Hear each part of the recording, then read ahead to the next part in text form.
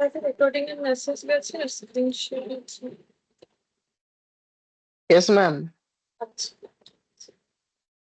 तो देखो हम लोग पार्टनरशिप में जेएलपी स्टार्ट करेंगे, ठीक है। लास्ट क्लास में हमारा रिटायरमेंट विदाउट जेएलपी कंप्लीट हो गया था, ठीक है। तो आज हम लोग जेएलपी से स्टार्ट करेंगे। जेएलपी का मतलब होता है joint life policy.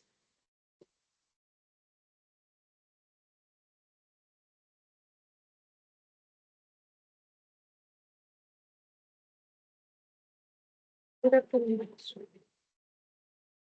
Afternoon ma'am. JLP का मतलब होता है जॉइंट लाइफ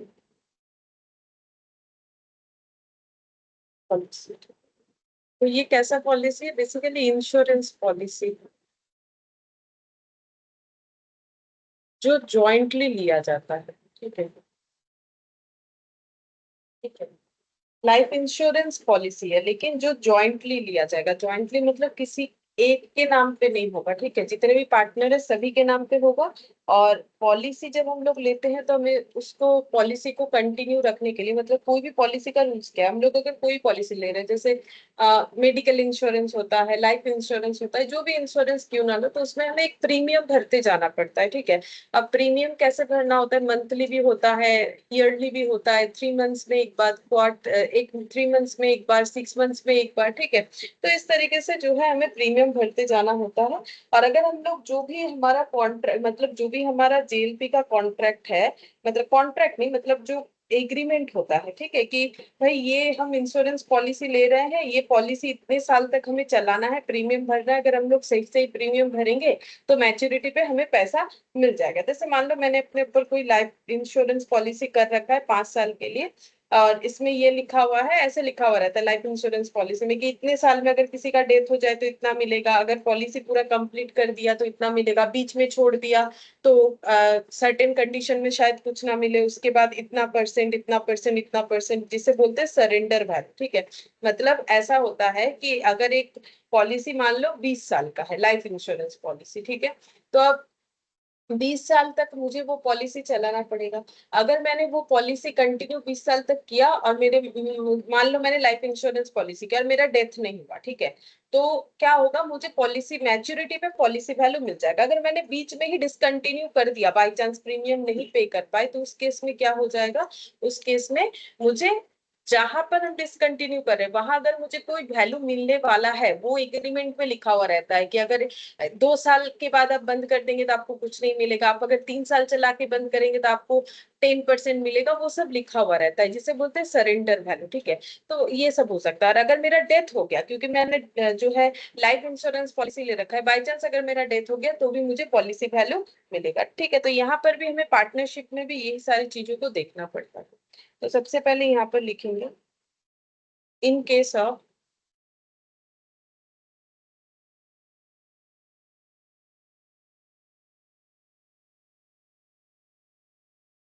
डेथ और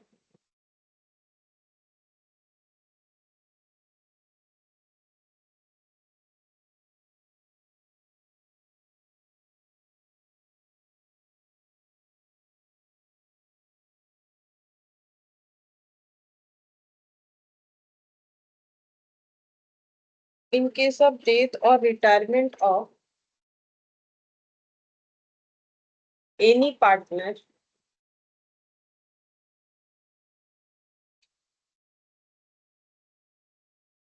like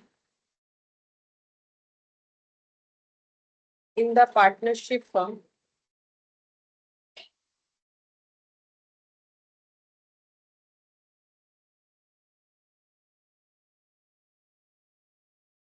with partner ABC,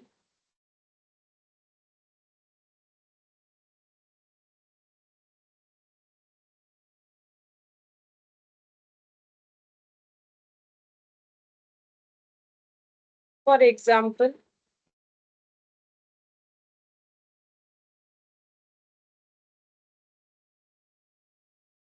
B is retired or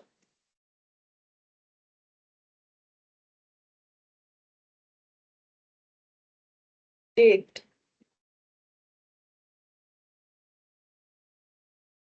then B, in case of retirement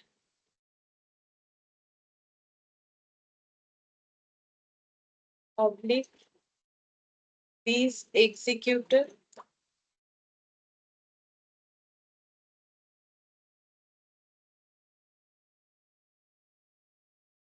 B in case of retirement, B is executed in case of death.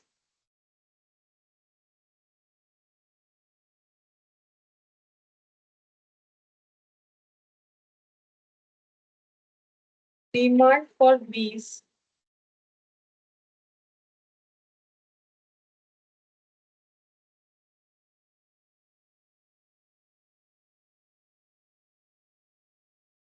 estate income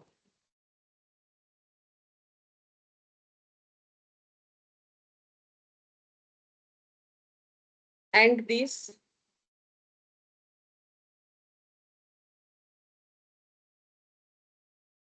affect the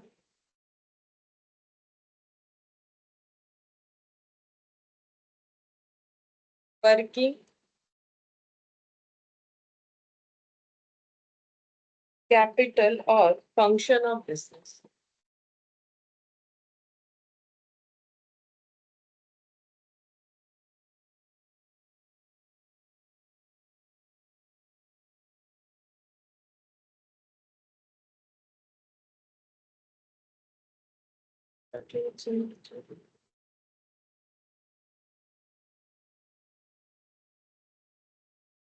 क्या बोला इन case of death और retirement of any partner like in the partnership firm में अगर किसी partner का death हो जाता है या फिर रिटायरमेंट होता है, जैसे कि एग्जांपल के तौर पे, जैसे कि पार्टनरशिप में मान लेते हैं, यहाँ पर मैंने लिखा है with partner A B and C, ये मैंने पूरा एक एग्जांपल ही बनाया। For example B is retired और डेथ, बी का अगर रिटायरमेंट होता है या फिर उसका डेथ हो जाता है, then B in case of retirement, B is executor in case of death.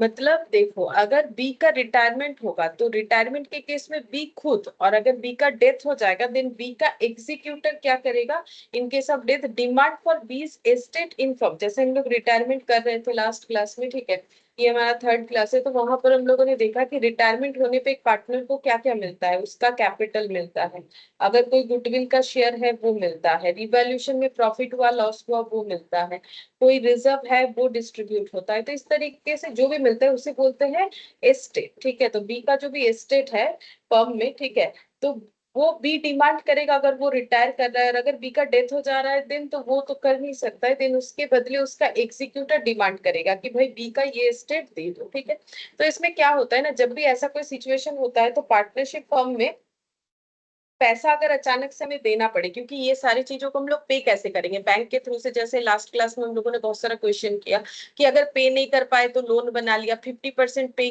किया तो टू कैश या बैंक किया, 50% का लोन बन गया, पूरा पे किया, तो अलग अलग था।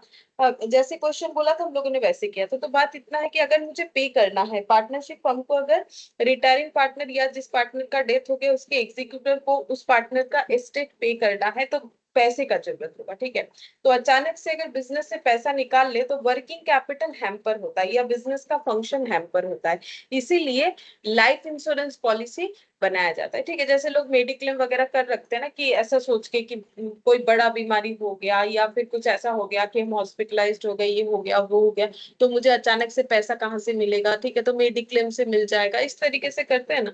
तो मेडिक्लेम से मिल जाएगा मतलब ऐसा थोड़ी होता है कि फ्री में मिल जाता है, हमें तो उसका प्रीमियम भरते रहना पड़ता है, वो पूरे पॉलिसी को चलाना पड़ता है, तब जाके होता है। ठीक है, तो यहाँ पर वही बोल रहा है कि अगर अचानक से पैसे का जरूरत पड़ जाए ये सारे रीजन से, डेथ या रिटायरमेंट के केस में, तो फिर इसीलिए पार्टनरशिप फर्म में पार्टनर लोग क्या करते हैं, जॉइंटली इंश्योरेंस पॉलिसी ले रखते हैं सभी पार्टनर के नाम पे, और उसका प्रीमियम कहाँ से भरते हैं, बिजनेस से यानी पार्टनरशिप से भरते हैं। ठीक है, तो इसी को बोलते हैं जॉइंट लाइक पॉलिसी। ठीक है, ताकि बिजनेस में कोई इम्पैक्ट डायरेक्टली ना आए। नेक्स्ट लिखेंगे इसमें, in case of death of any partner, specified amount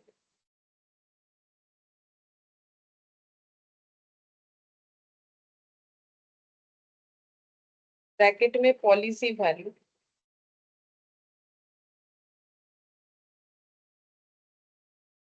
bracket close, will be provided to firm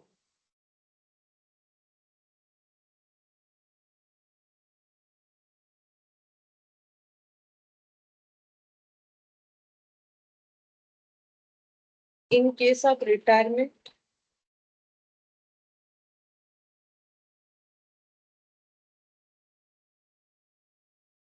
of any partner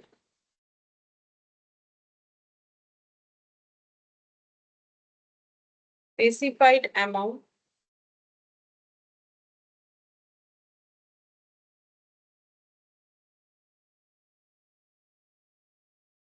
bracket में surrender value, bracket close, will be provided to firm.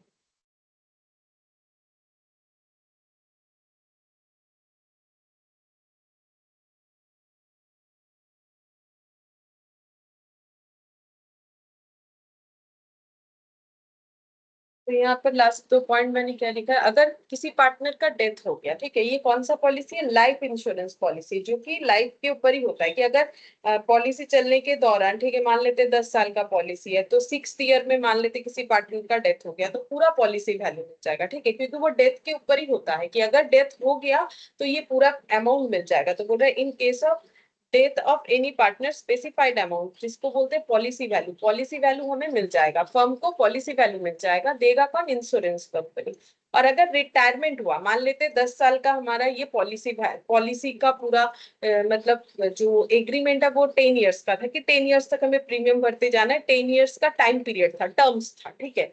लेकिन क्या हुआ इस बीच में, 5th ईयर में मान लेते हैं कि कोई एक पार्टनर रिटायर कर रहा है, ठीक है, अगर पार्टनर रिटायर कर रहा है तो पहले का जो पॉलिसी था वो और नहीं रहेगा। जैसे मान लो कि 3 पार्टनर के अंदर जेएलपी बना था एबीसी के अंदर, ठीक है, अब अचानक से सी रिटायर करना चाहता है, तो अब ये पॉलिसी इन इन तीनों के नाम का था, तो जो भी जॉइंट लाइफ पॉलिसी का डॉक्यूमेंट बना था वो तीनों के नाम पे बना था, ठीक है, और तीनों मिलके पार्टनरशिप फर्म से उसका प्रीमियम भर रहे थे।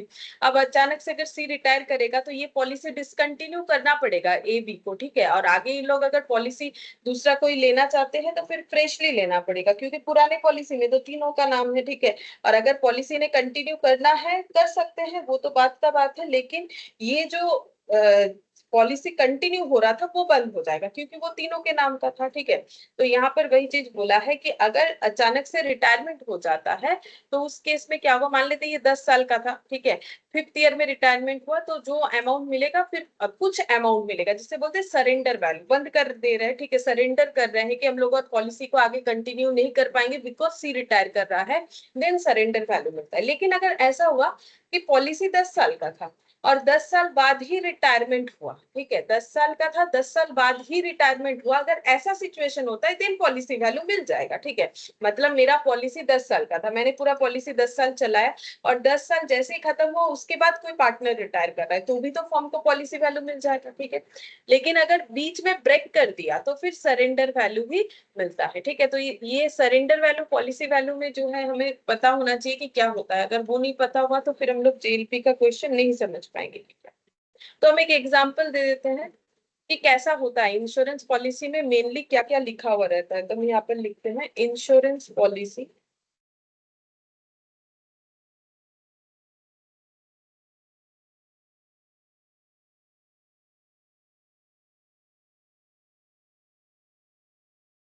मेन बात है कोई भी इंश्योरेंस पॉलिसी, जैसे यहाँ पे तो लाइफ इंश्योरेंस पॉलिसी का बात हो रहा है, पे प्रीमियम, ठीक है, प्रीमियम पे करना पड़ेगा।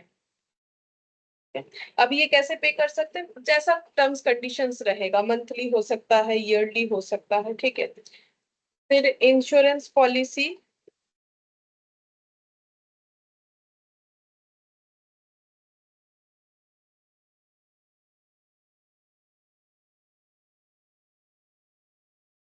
हर एक इंश्योरेंस पॉलिसी का एक इंश्योरेंस वैल्यू होता है,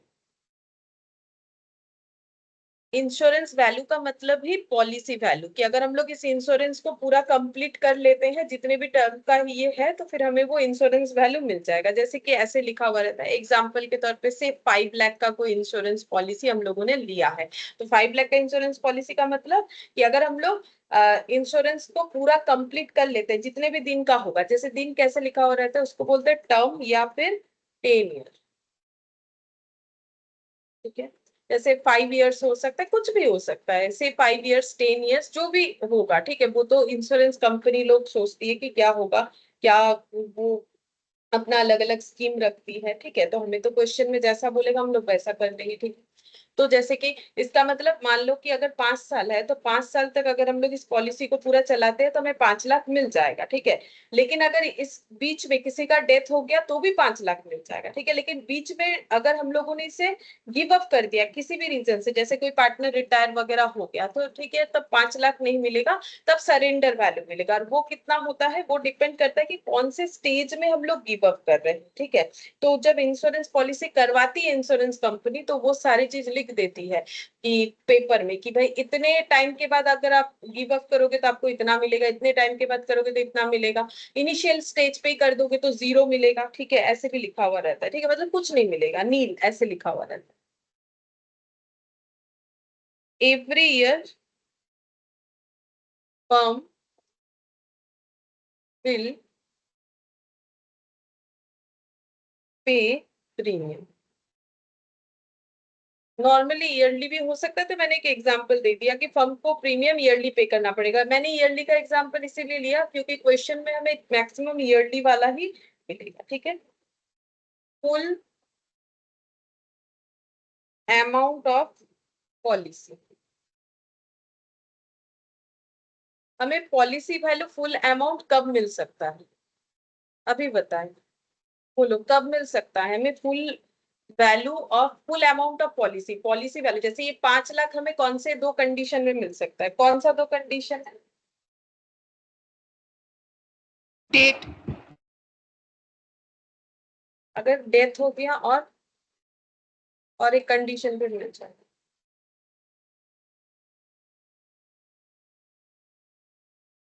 अगर किसी भी पार्टनर का डेथ हो गया तो मिल जाएगा। ठीक है, और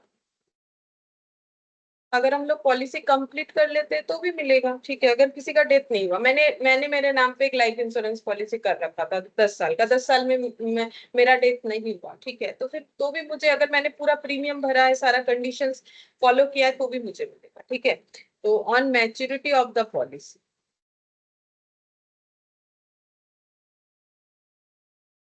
ऑन मैच्योरिटी, या फिर इसे बोल सकते हैं व्हेन पॉलिसी पीरियड एक्सपायर्ड।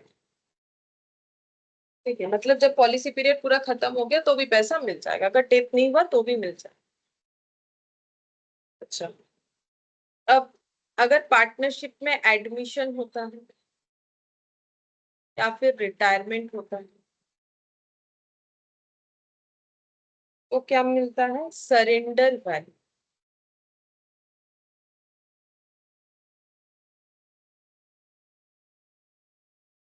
क्योंकि पॉलिसी बीच में ही डिसकंटिन्यू हो जाता है, पॉलिसी विल बी डिसकंटिन्यू।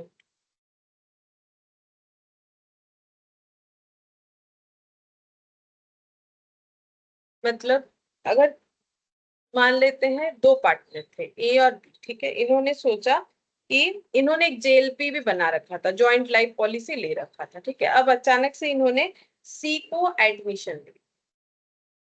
ठीक है, तो जैसे सी को एडमिशन लिया तो अब ये पुरानी जेएलपी का क्या काम, क्योंकि पार्टनरशिप में ही तो नया एग्रीमेंट बन गया, अब पार्टनर तो दो है नहीं रहे, 3 हो गए, तो ये जेएलपी को डिसकंटिन्यू करना पड़ेगा। और अगर नया जेएलपी बनाना ही है तो बना सकते हैं, तो एबीसी तीनों के नाम पे बनेगा।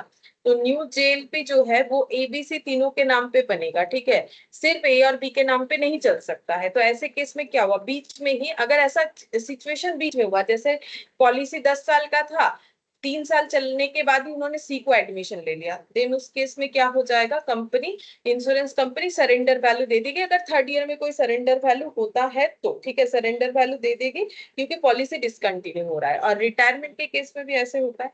मान लेते हैं 3 पार्टनर थे एबीसी, तीनों ने अपने नाम पे जेएलपी ले रखा है, ठीक है। अब अचानक से मान लेते हैं बी कर रहा है रिटायर, ठीक है, तो बच्चे पार्टनर ए सी। तो ए सी इस पॉलिसी को इन्हें बंद करना पड़ेगा, क्योंकि इसमें तो तीनों का नाम है। तो अगर कोई पॉलिसी इनको लेना ही है तो फिर से नया लेना पड़ेगा, ठीक है। तो न्यू जेएलपी बनाना पड़ेगा जिसमें ए और सी का नाम होगा। तो अगर ये सिचुएशन भी हमारे मतलब टर्म्स कंडीशंस के बीच में होता है, जैसे 5 साल लिखा था 10 साल, तो 5 साल के बीच में या 10 साल के बीच में होता है, देन उस केस में क्या करना पड़ेगा, जो है सरेंडर वैल्यू मिलेगा, ठीक है। और अगर बाई चांस ऐसा हुआ कि रिटायरमेंट का डेट और पॉलिसी पूरा कंप्लीट होने का डेट सेम हो गया, या एडमिशन का डेट और पॉलिसी पूरा कंप्लीट होने का डेट सेम हो गया, तब उस केस में लेकिन पॉलिसी वैल्यू मिल जाएगा। जैसे मान लो पूरा 5 साल कंप्लीट हो गया, उसके बाद उन्होंने सी को एडमिशन लिया, ऐसा अगर होता है, इन बाई चांस अगर ऐसा होता है, वैसे देगा नहीं क्वेश्चन इस तरीके का, ठीक है, तब तो देखो पॉलिसी वैल्यू मिल जाएगा, मैच्योरिटी होने से तो पॉलिसी वैल्यू मिलेगा, ठीक है। लेकिन नॉर्मली ऐसा बहुत ही कम देखने को मिलता है कि ऐसा, तो मतलब कोइंसिडेंट होना चाहिए ना कि उस दिन ही रिटायरमेंट हुआ और उसी दिन ही पॉलिसी खत्म हुआ, ठीक है, तभी जाके ये पॉसिबल होगा। अच्छा,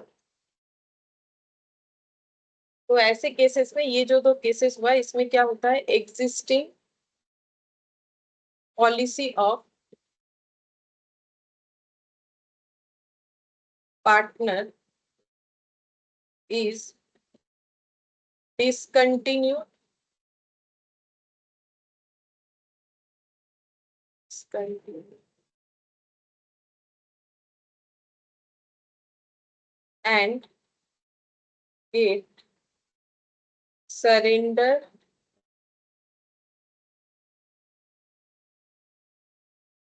value of पॉलिसी। तो existing policy of partner is discontinued, जो मैंने अभी यहाँ पर समझाया, और इसमें सरेंडर वैल्यू मिल जाता है, जो भी लिखा हुआ रहता है इंश्योरेंस कंपनी की तरफ से कि इतने दिन में अगर हम लोग गिव अप करते हैं तो इतना मिलेगा, ये सारा चीज लेकिन लिखा हुआ रहता है, ठीक है। जब हम लोग कोई भी इंश्योरेंस पॉलिसी लेने जाएंगे तो ये सारी चीज हमें लिखे हुए मिल जाते हैं। अच्छा, अब अगर ये चीज समझ में आ गया तो हम एक क्वेश्चन पूछ रहे हैं। इंश्योरेंस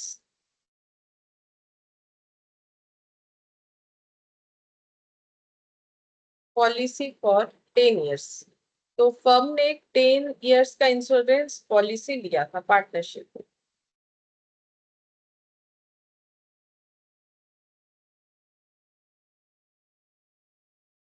पे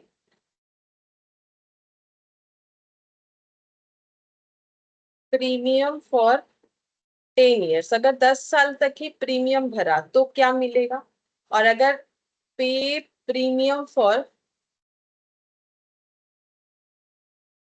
7 इयर्स ओनली, मतलब इसके बाद डिसकंटिन्यू करने वाले हैं, तो क्या मिलेगा, इस केस में क्या मिलेगा पार्टनरशिप फर्म को, और इस केस में क्या मिलेगा।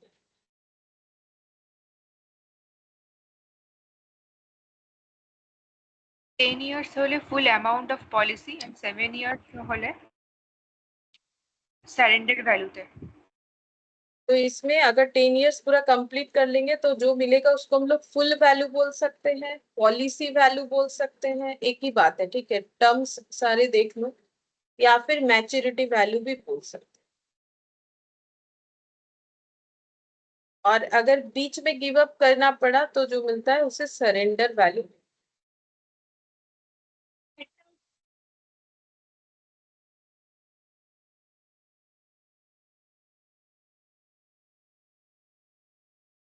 ये हमें क्वेश्चन में मिल जाएगा, ठीक है, कि सरेंडर वैल्यू कितना होगा, पॉलिसी वैल्यू कितना। अच्छा, अब हम लोग अकाउंटिंग ट्रीटमेंट सीखेंगे। ये तो ओवरव्यू मिल गया कि क्या होता है। अब अकाउंट्स में क्या ट्रीटमेंट करना है partnership.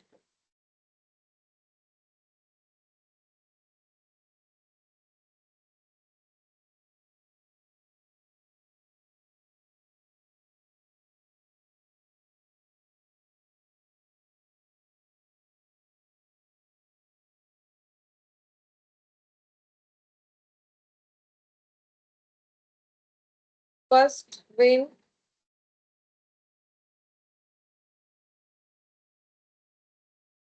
premium paid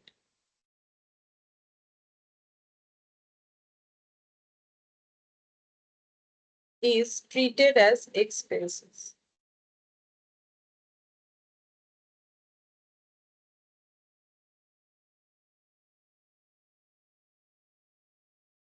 Second, when premium paid is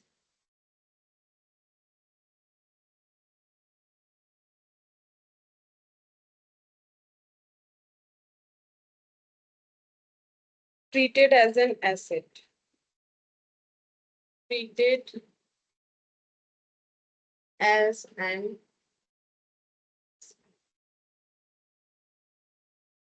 when premium paid is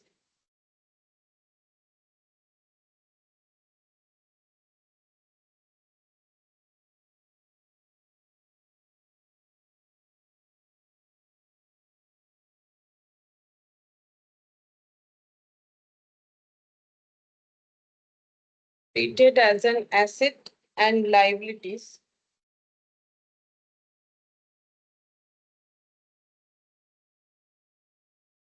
or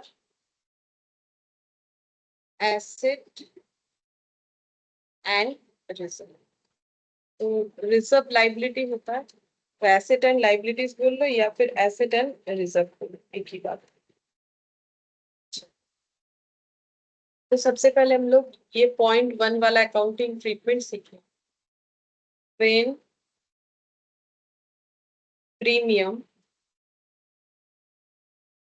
paid is treated as expenses.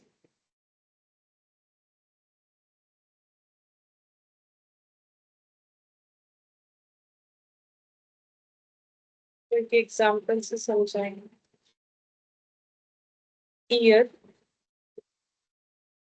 1, 2, 3 premium 10, 10, 10,000.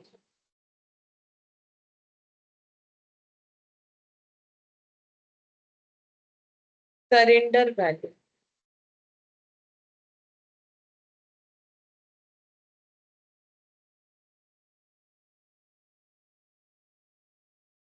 dash 8,000, 15,000. Policy value, surrender value को एस भी लिख देते हैं, पॉलिसी वैल्यू को पी भी लिखते हैं, इसीलिए क्योंकि आगे जब हम एग्जांपल लेंगे तो इतना बड़ा नहीं लिख के एस डॉट भी और पी डॉट भी लिख दें। 1 lakh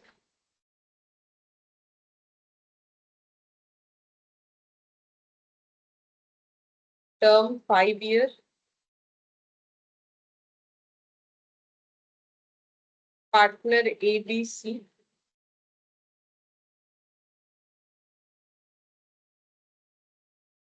profit sharing ratio PSR 5:3:2।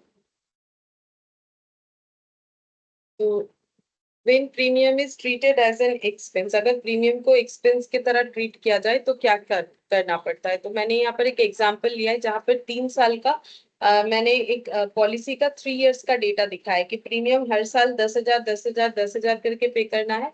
अगर पहले ही साल सरेंडर कर दिया तो मतलब पहले ही साल अगर प्रीमियम देने के बाद 10,000 पे करने के बाद अगर हम लोगों ने बंद कर दिया इस पॉलिसी को तो हमें कुछ भी नहीं मिलेगा, सरेंडर वैल्यू 0 मिलेगा। अगर हम लोगों ने नेक्स्ट प्रीमियम भरने के बाद सरेंडर किया तो 8,000 मिलेगा, और आफ्टर दैट सरेंडर करने के बाद प्रीमियम भरने के बाद सरेंडर किया तो 15,000 मिलेगा। ठीक है, तो यहाँ मैंने 3 साल का दिखा है, उतना 5 इयर्स तक हम लिख के भी नहीं दिखा रहे, हम सिर्फ दिखाएंगे कि इसमें अकाउंटिंग ट्रीटमेंट क्या हो रहा है। अब इस अकाउंट्स का सॉरी इस जेएलपी का पूरा पॉलिसी वैल्यू 1 लाख, मतलब ये 5 साल तक अगर चला लेते हैं ये लोग तो पॉलिसी वैल्यू 1 लाख मिलेगा। 5 साल का है, तीनों पार्टनर ने मिलके लिया है एबीसी, और उनका प्रॉफिट शेयरिंग रेशियो है 5:3:2। ठीक है। तो जेएलपी अगर एज एन एक्सपेंसेस है तो फिर कैसे होगा? तो ईयर वन में हम लोग क्या एंट्री करेंगे? तो अगर हम लोग प्रीमियम पे कर रहे हैं तो प्रीमियम पे का एंट्री क्या होगा बोलो?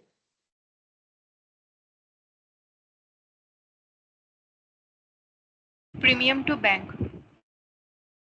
जेएलपी प्रीमियम टू बैंक होगा, JLP joint life policy premium account debit to bank 10,000। और एक्सपेंसेस कहाँ ट्रांसफर होता है ईयर एंड में? कोई भी एक्सपेंसेस या इनकम कहाँ ट्रांसफर होता है ईयर एंड में? Profit and loss account. PL में ट्रांसफर होगा, profit and loss account debit to JLP premium 10,000। तो ईयर एंड में जब फाइनल अकाउंट्स बनेगा तो ये खर्चे को इस तरीके से दिखाया जाएगा। ठीक है। अब जो पीएल और बैलेंस शीट बनेगा वो कैसे देखने में होगा, तो यहाँ पर दिखाते हैं। ये ईयर एंड होने के बाद अगर हम लोग एक पीएल बनाते हैं तो वहां क्या क्या दिखेगा, और एक बैलेंस शीट बनाते हैं तो वहां क्या दिखेगा?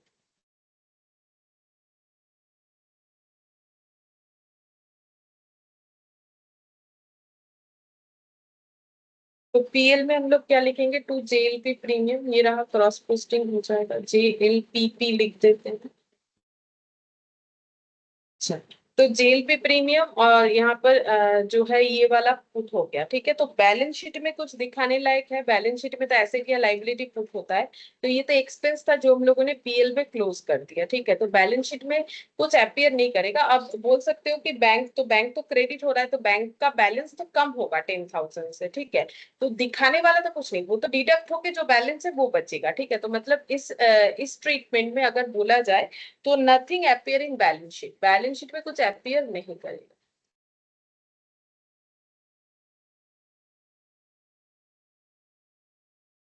ठीक है। जैसे यहाँ अपियर हुआ, मतलब हम ये कहना चाह रहे हैं कि यहाँ से यहाँ कुछ अपियर नहीं करेगा। ठीक है। तो ये बैंक जो है ये क्रेडिट हुआ है, तो अगर पहले से कुछ बैंक बैलेंस होगा तो वो माइनस होगा, वो बोल सकते हैं। लेकिन जेल पे रिलेटेड कोई आइटम अपियर नहीं करेगा। यहाँ पर अपियर कुछ नहीं करने का मतलब होता है, हम ये कहना चाह रहे हैं कि जेल पे का कुछ आइटम यहाँ पर अपियर नहीं करेगा, ये हम बताना चाह रहे हैं। ठीक है। फिर ईयर 2, जब ईयर 2 आया तब फिर से क्या एंट्री होगा? फिर से प्रीमियम भरेंगे, तो JLP premium account debit to bank. फिर हो जाएगा PL account debit to JLP premium 10,000 same treatment होगा, क्योंकि हम लोग ये मान के चल रहे हैं कि अभी भी हम लोग इस पॉलिसी को कंटिन्यू रखते हैं। तो अगेन पीएल में क्या आ जाएगा?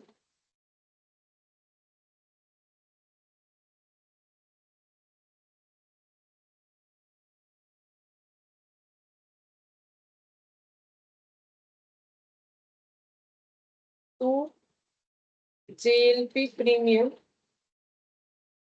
10,000, और बैलेंस शीट में कुछ भी अपियर नहीं करेगा।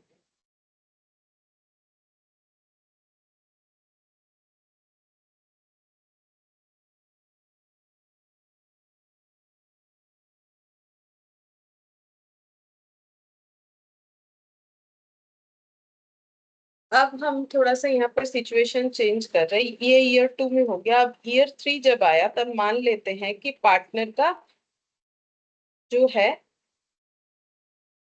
डेथ हो गया, ऐसे मान लेते हैं। ठीक है। तो ईयर 3 में लिखते हैं बिगिनिंग ऑफ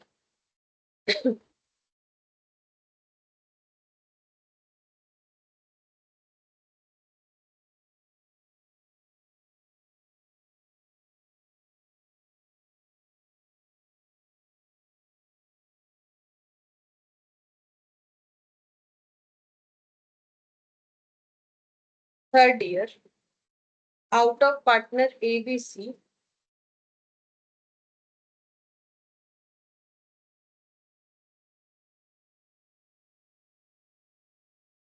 A dies, अगर ए का डेथ हो गया बिगिनिंग ऑफ थर्ड ईयर में, अगर ए का डेथ हो गया तो पहले मुझे ये बताओ कि प्रीमियम भरना पड़ेगा, मतलब प्रीमियम हम लोग 10,000 पे कर रहे हैं या फिर उसके पहले, क्योंकि देखो ये सभी प्रीमियम हम लोगों ने ईयर 1 ये सब मान लो कि एंड में ही होता है, मैंने वैसे कुछ बोला नहीं कि प्रीमियम ईयर के शुरुआत में है कि एंड में है, तो एंड में ही है। तो अगर प्रीमियम ईयर के एंड में हम लोग पे करते हैं और थर्ड ईयर के बिगिनिंग में ही अगर किसी पार्टनर का डेथ हो गया, जैसे मैंने यहाँ पर एग्जाम्पल लिया कि ए का डेथ हो गया है, तो फिर मुझे ये बोलो कि क्या हमें 10,000 प्रीमियम और भरना पड़ेगा जो थर्ड ईयर वाला था? No ma'am. तो क्या मिल जाएगा अभी हमें ऐसे सिचुएशन में, हमें क्या देगा इंश्योरेंस कंपनी, क्या दे देगा?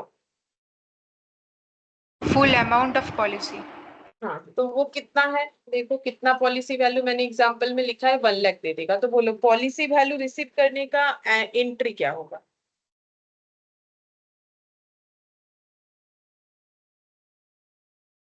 Bank to policy. Bank to JLP joint life.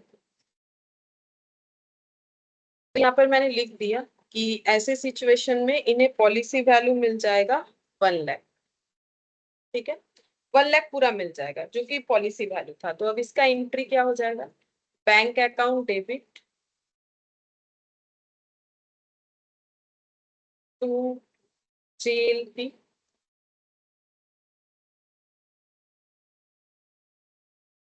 और ये पैसा क्या किसी एक को मिलेगा? सिर्फ एक को मिलेगा, उसका डेथ हो गया।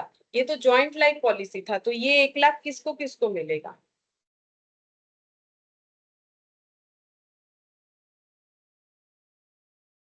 बी और सी। सभी को मिलेगा, ABC सभी को मिलेगा। JLP account debit to A's capital to B's capital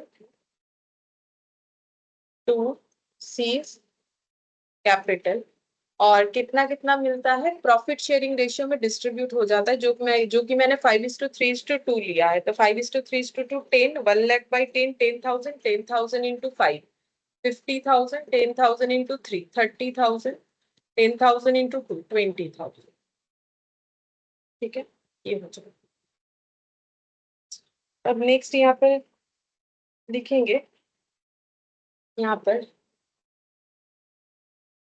JLP amount is distributing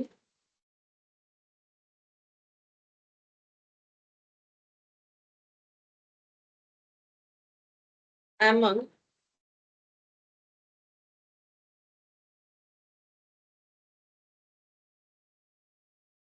partners in old profit sharing ratio. Among old partner लिख सकते हैं, ओल्ड पार्टनर मतलब जो भी पुराने पार्टनर होंगे, तो ओल्ड लिख देते हैं एक बार ताकि कोई कंफ्यूजन नहीं। Among old partner in old PSR as the burden of premium, as the burden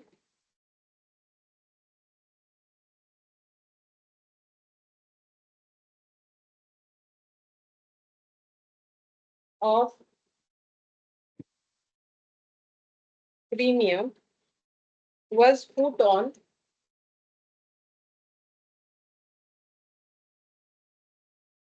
all the partner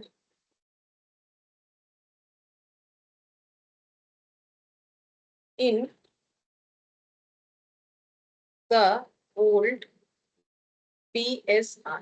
तो ऐसा क्यों होता है कि ये जो पॉलिसी वैल्यू को हम लोगों ने डिस्ट्रीब्यूट कर दिया ओल्ड प्रॉफिट शेयरिंग रेशियो में, ऐसा इसलिए होता है क्योंकि जब प्रीमियम भरा जाता था ना, तो प्रीमियम का बर्डन भी इसी तरीके से ही डिस्ट्रीब्यूट होता था, मतलब ओल्ड प्रॉफिट शेयरिंग रेशियो में। वो हमें यहाँ दिख नहीं रहा है कि कहाँ डिस्ट्रीब्यूट हो रहा है, तो वो हम एक बार थोड़ा प्रूफ करके समझा देते हैं कि कैसे डिस्ट्रीब्यूट होता है।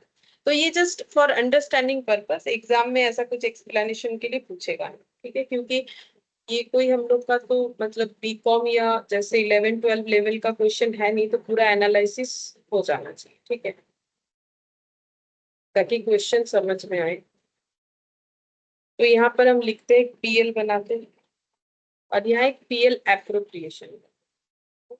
पीएल एप्रोप्रिएशन का मतलब है पार्टनर लोगों में जब कुछ भी डिस्ट्रीब्यूट किया जाता है तो वो पीएल एप्रोप्रिएशन अकाउंट बना के डिस्ट्रीब्यूट किया जाता है।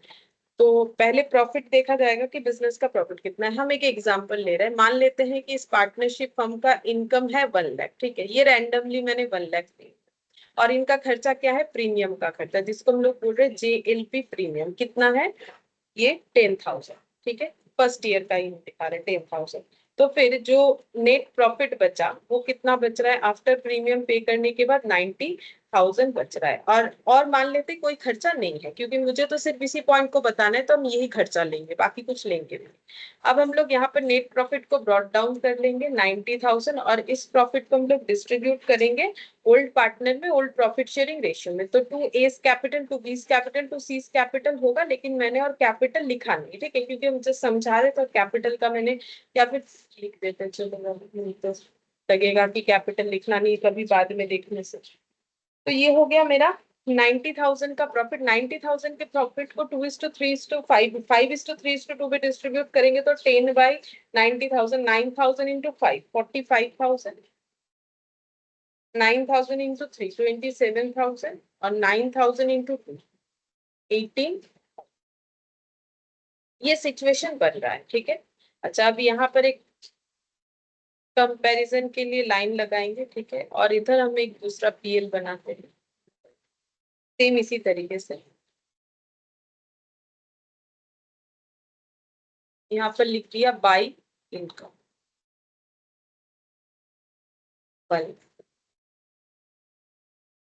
और यहाँ पर मैंने खर्चा नहीं दिखाया, तो नेट प्रॉफिट कितना आ जाएगा, मान लेते हैं ये खर्चा मैंने नहीं दिखाया एक बार के लिए, तो फिर मेरा नेट प्रॉफिट कितना आ गया, 1 लाख आ, ठीक है। अब पीएल एप्रोप्रिएशन लिखते हैं। अब जब हम लोग ये 1 लाख को डिस्ट्रीब्यूट करेंगे, 1 लाख के प्रॉफिट को, तो पार्टनर लोगों को कितना मिलेगा, 2A's capital, 2B's capital, 2C's capital, तो कितना करके मिलेगा, ये अभी अभी लिखा था ना हम लोगों ने, वही मिलेगा 50-30-20, सेम कैलकुलेशन था, 50, 30 और 20, ठीक है। तो अब समझने वाला बात ये है कि यहाँ पर अगर हम लोग कंपेयर करें, अगर हम लोग JLP का एक्सपेंसेस दिखाते हैं, ठीक है, JLP का एक्सपेंसेस अगर हम लोग दिखाते हैं, 4 0, हाँ ठीक है। अगर हम लोग JLP का एक्सपेंसेस दिखाते हैं तो पार्टनर लोगों को प्रॉफिट कितना मिलता है, 45,000। हम ए का कंपेयर करके बता रहे, सभी का सेम होगा, ठीक है। लेकिन अगर हम लोग JLP का एक्सपेंसेस को पीएल में चार्ज नहीं किए हैं, ठीक है, तो उस केस में प्रॉफिट मेरा बढ़ रहा है, तो मेरा प्रॉफिट ए का कितना हो रहा है, 50,000। तो दोनों में गैप अगर देखा जाए कितने का आ गया, 5,000 का। सेम तरीके से अगर बी का गैप देखिए, इधर 27 और इधर 30, यानी ये हो गया मेरा 3,000 का, ठीक है, ये 5,000 होगा, मैंने गलती से इसे 50,000 और 18,000, और ये हो जाएगा 20,000, मतलब 2,000, 2,000। अब इसका अगर टोटल करें 5,000, 3,000 और 2,000, मैंने ना सभी में जीरो एक्स्ट्रा एक्स्ट्रा ठीक कर लेते हैं, 5,000,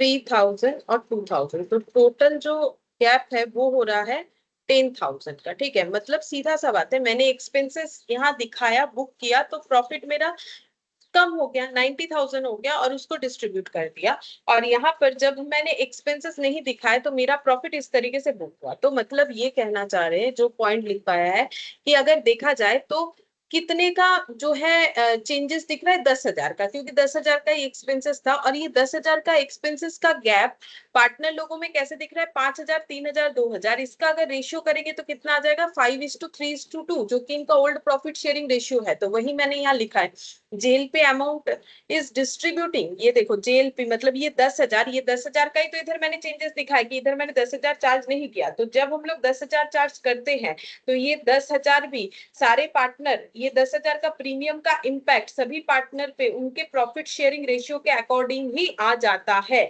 अगर ये 10,000 यहाँ चार्ज नहीं होता, जबकि करना पड़ेगा वो बात अलग है, लेकिन अगर नहीं होता तो उस केस में देखो, ए को 5,000 एक्स्ट्रा मिलता, बी को 3,000 और एक्स्ट्रा मिलता 27,000 की जगह, और सी को जो है 18,000 की जगह 20,000 मिलता। मतलब सभी को इतना इतना इतना ज्यादा मिलता है। तो जो कम अमाउंट मिल रहा है बिकॉज ऑफ दिस 10,000, ठीक है। और ये 10,000 का जो मतलब डिस्ट्रीब्यूशन है टूवर्ड्स पार्टनर, दैट इज 5,000, 3,000, 2,000, यानी 5:3:2 का डिस्ट्रीब्यूशन है, ठीक है। तो वही चीज बोल रहा है कि पार्टनर लोगों में ये जेएलपी का अमाउंट कैसे डिस्ट्रीब्यूट होता है? पार्टनर लोगों में ये जेएलपी का अमाउंट उनके प्रॉफिट शेयरिंग रेशियो में ही डिस्ट्रीब्यूट होता है। इसीलिए जेएलपी जेएलपी प्रीमियम का अमाउंट, इसीलिए जब पॉलिसी वैल्यू रिसीव होगा तो वो पार्टनर लोगों में कैसे डिस्ट्रीब्यूट होगा?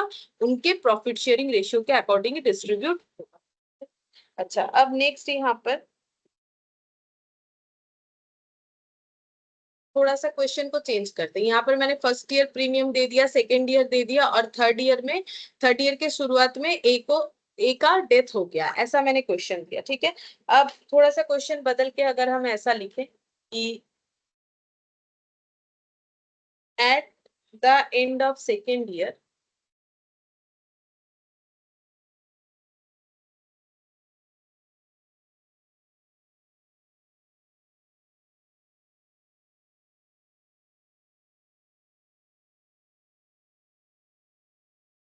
Out of 3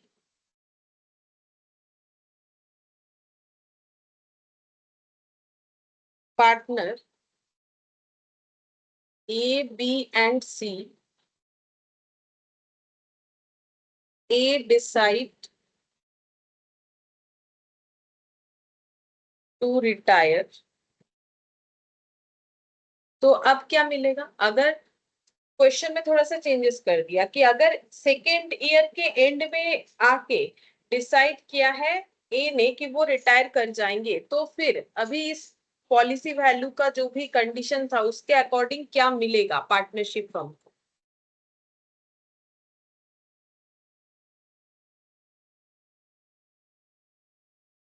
Surrender value. कितना मिलेगा?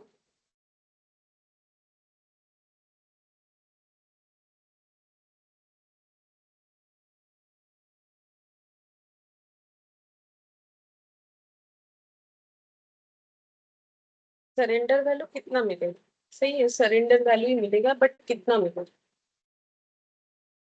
8,000. 8,000, क्योंकि सेकेंड ईयर के एंड में रिटायरमेंट हुआ है। मतलब अभी थर्ड ईयर आया ही नहीं था, थर्ड ईयर का एंड होगा, 10,000 पे करेंगे तब ना, उसके बाद डिसकंटिन्यू होगा तब ना हमें इंश्योरेंस कंपनी 15,000 देगी। इसका मतलब 8,000 जो है वो मिल सकता है, मतलब वही मिलेगा। तो यहाँ पर लिखेंगे नाउ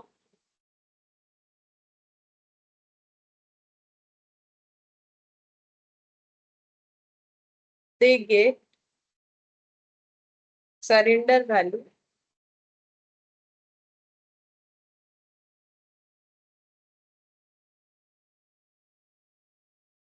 8,000। अब सरेंडर वैल्यू मिलने से एंट्री क्या होगा? अब इसका भी तो एंट्री होना चाहिए। तो पैसा आ रहा है bank account debit to JLP bracket में सरेंडर वैल्यू। जैसे पॉलिसी मिला तो भी bank to JLP, surrender value मिला तो भी बैंक टू जेएलपी, ठीक है। अब ये जेएलपी का अमाउंट क्या हो जाएगा? पार्टनर लोगों में डिस्ट्रीब्यूट हो जाएगा। जैसे अगर पूरा पॉलिसी कंटिन्यू हुआ तो जैसे पार्टनर लोगों में डिस्ट्रीब्यूट होगा, सेम यहाँ पर भी होगा, क्योंकि पॉलिसी का बर्डन तो सबको इक्वली बेयर करता है। मतलब इक्वल नहीं, एक्चुअली प्रॉफिट शेयरिंग रेशियो से बेयर करता है। तो 8,000 जो मिला ये भी प्रॉफिट शेयरिंग रेशियो में ही सभी में डिस्ट्रीब्यूट हो जाएगा। तो JLP account debit to A to B to 8000 5:3:2 में डिस्ट्रीब्यूट करना है। 10 से डिवाइड करेंगे तो 800, 800 इंटू 5 4000, 800 इंटू 3 2400, 800 इंटू 2 16। ठीक है, ये हो जाएगा। अच्छा, एग्जाम में क्वेश्चन कैसे दिखेगा? एग्जाम में क्वेश्चन कुछ इस तरीके से दिखेगा। एग्जाम में ऐसे बैलेंस शीट रहेगा, क्योंकि पार्टनरशिप के क्वेश्चन में हम लोग देखते हैं एक बैलेंस शीट जरूर रहता है। यहाँ पर मान लेते हैं कैपिटल रहेगा पार्टनर लोगों का, लाइक ABC।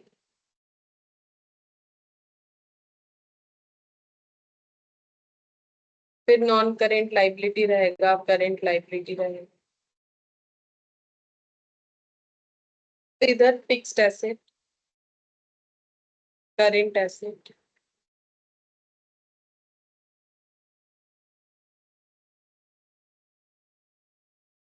फिर ऐसे एडजस्टमेंट नीचे लिखा हुआ रहता है, क्योंकि इधर मेरे पास जगह है तो हम यहाँ पर लिख रहे हैं। फिर एडजस्टमेंट रहेगा क्वेश्चन ऐसे, बी डिसाइडेड, एग्जाम्पल के तौर पे, ठीक है, बी रिटायर करेगा ऐसा कोई जरूरी नहीं। Decided to retire JLP of ₹1 lakh and surrender value of ₹20,000. Second point, profit sharing ratio 5:3:2। ठीक है, तो अगर ऐसा क्वेश्चन हमें दिया हुआ है तो फिर हमें सोल्यूशन में क्या लिखना पड़ेगा? सोल्यूशन क्या होगा इसका कि ये क्वेश्चन है, डेटा यहाँ कुछ नहीं है, जरूरत भी नहीं है डेटा का हमें, हम मुझे सिर्फ JLP का ट्रीटमेंट पूछना है। B decide to retire JLP of 1 lakh and surrender value of 20,000। मतलब जो पॉलिसी है उसमें पॉलिसी वैल्यू है 1 लाख का, सरेंडर वैल्यू है 20,000 का। बी ने डिसाइड किया है कि वो रिटायर करेगा, प्रॉफिट शेयरिंग रेशियो 5:3:2 है। तो फिर क्या सिचुएशन होगा? अब पार्टनरशिप फर्म में क्या सिचुएशन होगा, मतलब फर्म क्या एंट्री पास करेगा जब भी डिसाइड कर रहा है कि रिटायर कर जाएगा? Bank to GNP to 20,000. उसके बाद दो एंट्री होगी।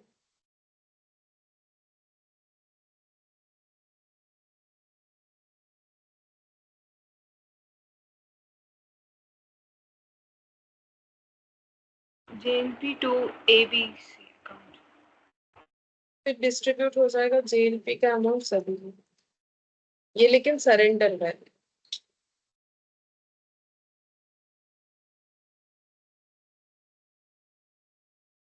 2A 2B 2C। तो 20,000 डिवाइडेड बाई, यहाँ पर रेशियो मैंने वही सेम रखा है 5:3:2। ठीक है, तो 5:3:2 रखा है, तो इसमें मेरा आंसर हो जाएगा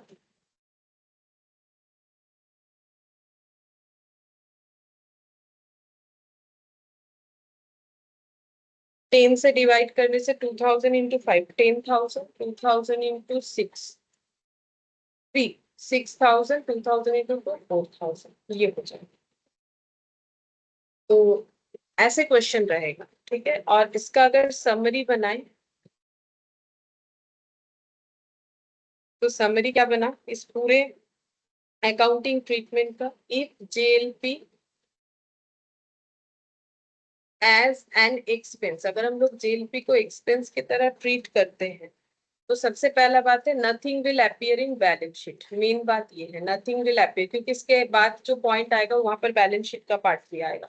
nothing will appear in balance sheet, तो बैलेंस शीट में अगर कुछ नहीं दिख रहा है, मतलब सीधा बात है, मैंने यहाँ पर जो एग्जांपल लिया है यहाँ पर अगर बैलेंस शीट में हमें कुछ JLP नहीं दिख रहा है तो फिर यहाँ पर JLP को कैसे ट्रीट किया गया? As an expense. तो क्वेश्चन हमें कुछ नहीं बोलेगा, ये कंसेप्ट पता होगा तो हम लोग बैलेंस शीट देख के समझ सकते हैं कि JLP का कौन सा ट्रीटमेंट हमें करना है। क्वेश्चन नहीं बोलेगा कि ये ट्रीटमेंट करना है कि वो ट्रीटमेंट नहीं करना, ठीक है।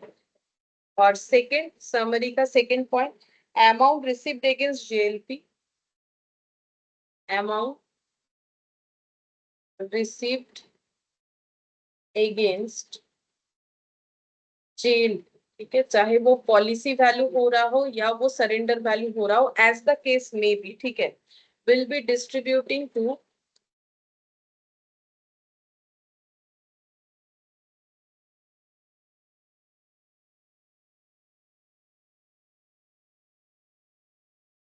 will be distributing among old partner in old, चाहे सरेंडर वैल्यू मिले चाहे पॉलिसी वैल्यू मिले, जो भी केस हो क्यों ना, हमें सभी पार्टनर में ओल्ड प्रॉफिट शेयरिंग रेशियो में वो चीज को डिस्ट्रीब्यूट, मतलब जेएलपी के उस अमाउंट को डिस्ट्रीब्यूट कर देना। ठीक है, फिर सेकेंड सेकेंड पॉइंट में पढ़ेंगे जेएलपी एज एन एसेट और जेएलपी अकाउंट इज मेंटेन्ड, इस तरीके से बोलेगा क्वेश्चन। तो अब ऐसे सोच सकते हैं हम लोग कि जेल पे अकाउंट तो इसके पहले भी हम लोगों ने यहाँ मेंटेन किया, जब पैसा मिला बैंक टू जेल पे, ठीक है, लेकिन एसेट की तरह मेंटेन नहीं किया। जेल पे अकाउंट कहीं एसेट मेंटेन किया तो वो बैलेंस शीट में दिखता ना, तो इसीलिए nothing will appear in balance sheet, बार बार बोलने का मेरा रीजन यही है कि यहाँ पर जो जेल पे अकाउंट बनेगा वो एज एन एसेट, एसेट की तरह वो ट्रीट होगा, मतलब बैलेंस शीट में दिखेगा। ठीक है, तो यहाँ पर भी सेम क्वेश्चन लेना है मुझे, ईयर 1, 2 और 3 प्रीमियम 10,000, 10,000, 10,000, सरेंडर वैल्यू 8,000 और 15,000,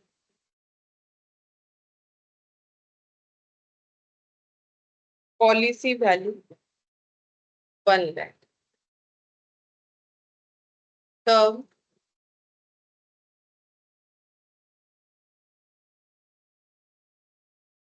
5 years, profit sharing ratio 5:3:2, partner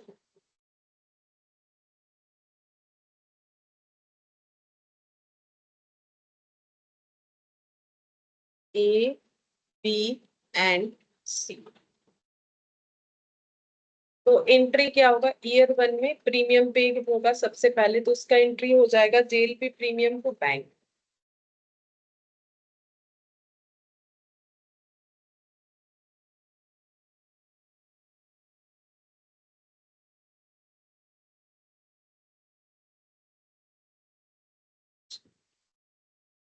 अब नेक्स्ट एंट्री वही पीएल, मतलब ऐसा नहीं है कि हम लोग सेम चीज ही कर रहे हैं, ठीक है, अभी डिफरेंस समझ में आ जाए। फिर पीएल में ट्रांसफर होगा,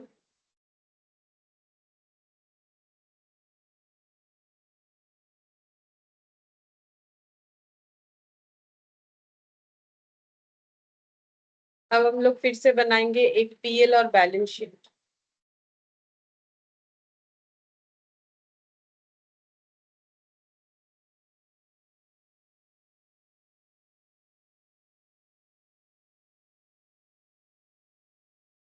तो पीएल में क्या लिखेंगे, वही जैसे पहले लिखा था, टू जेएलपी प्रीमियम,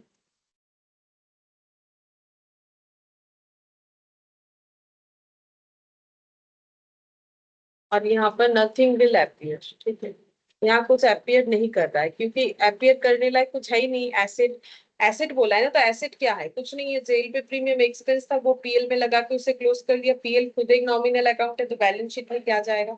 और बैंक का तो मैंने बताया, यहाँ पर हम बैंक का बात कर नहीं रहे, अगर बैंक बैलेंस होगा तो वो माइनस हो जाएगा, वो बात अलग है। Nothing will appear, balance sheet में कुछ अपीयर नहीं किया, तो पहले साल जैसा हमारा वो एक्सपेंसेस वाला ट्रीटमेंट था फर्स्ट ईयर, वैसा ही रहा। अब सेकेंड ईयर आ रहा है, ठीक है, सेकेंड ईयर में फिर से हम लोग जो है प्रीमियम भरेंगे, तो JLP premium account debit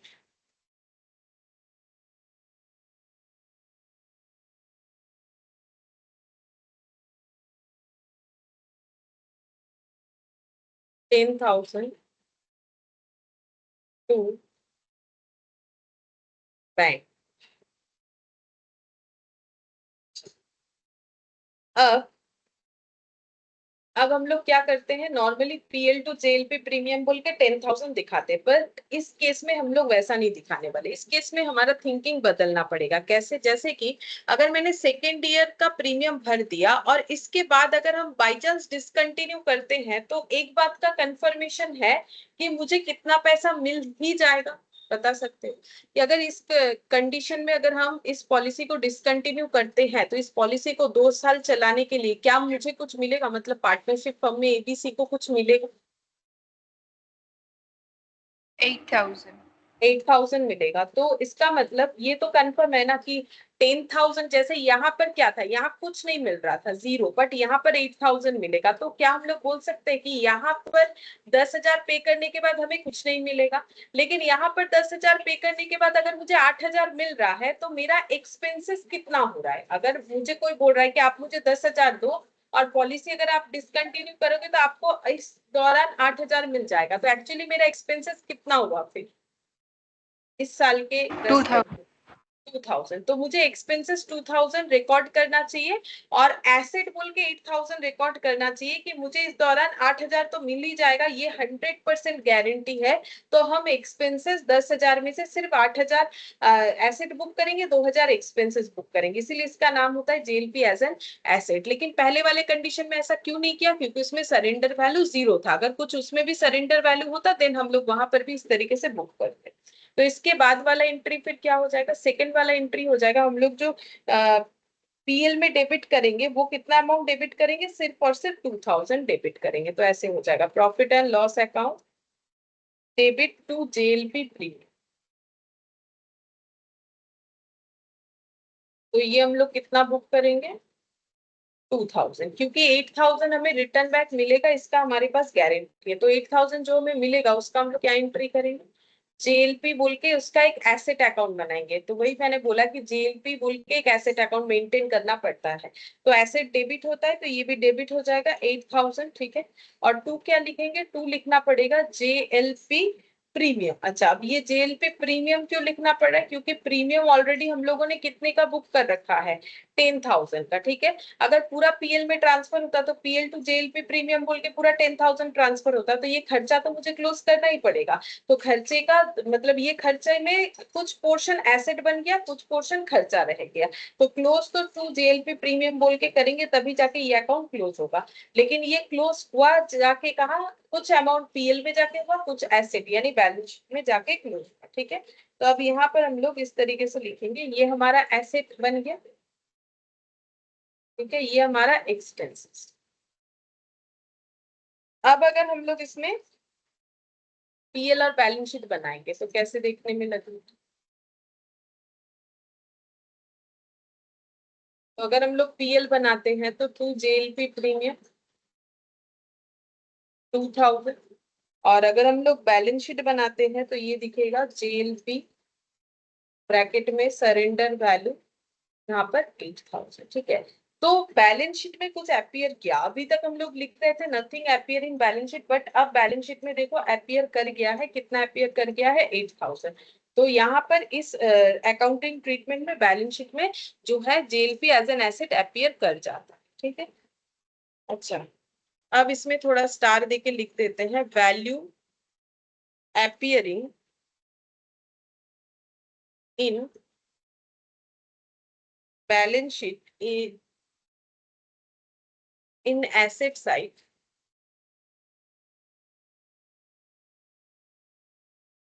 in respect of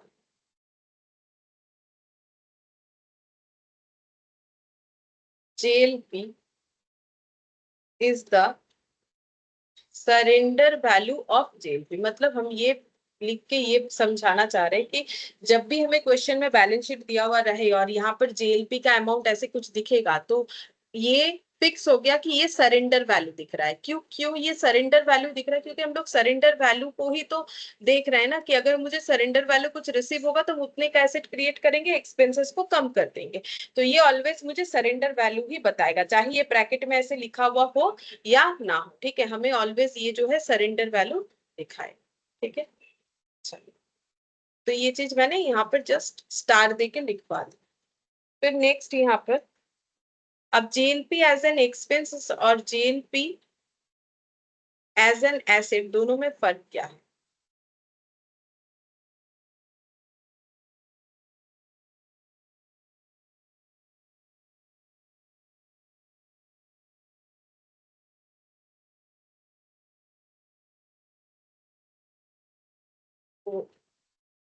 same example ले रहे हैं, मान लेते हैं इनकम है पार्टनरशिप फर्म का 1 लाख,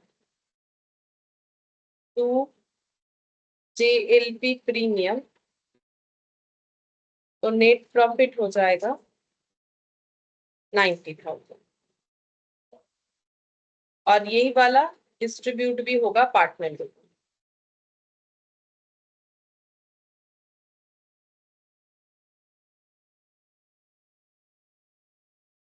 टू एज कैपिटल,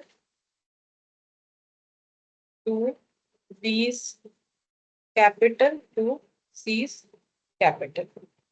कितना हो जाएगा? पहले भी किया हम लोगों ने, 45,000, 27,000 और 18,000, ठीक है। अच्छा, और अगर JLP as an asset treat होता है तो क्या जो है कंक्लूजन निकल के आता है? तो PL तो ऐसा दिखेगा। हम सेकेंड ईयर वाला ये एक्चुअली शो कर रहे हैं, ठीक है, क्योंकि फर्स्ट ईयर में तो दोनों में ट्रीटमेंट सेम है, तो कुछ इम्पैक्ट तो दिखेगा। तो बाई इनकम यहाँ भी 1 लाख के लिखेंगे, नहीं तो कंपेयर कैसे करें? To JLP premium 10,000, sorry JLP premium यहाँ पर 10,000 नहीं है, यहाँ पर है 2,000 जो PL में क्लोज हुआ। तो फिर नेट प्रॉफिट यहाँ पर कितना बचेगा? 98,000, ठीक है। तो यहाँ पर प्रॉफिट ज्यादा बच रहा है, लॉजिकल है, ज्यादा तो बचेगा क्योंकि हम लोग एक्सपेंस कम दिखा रहे हैं। जहां पर ये पूरा 10,000 बुक कर रहे हैं, वहां पर यहाँ हम लोग सिर्फ 2,000 बुक कर रहे हैं। तो जब प्रॉफिट का डिस्ट्रीब्यूशन होगा तो भी पार्टनर लोगों को ज्यादा मिल जाएगा।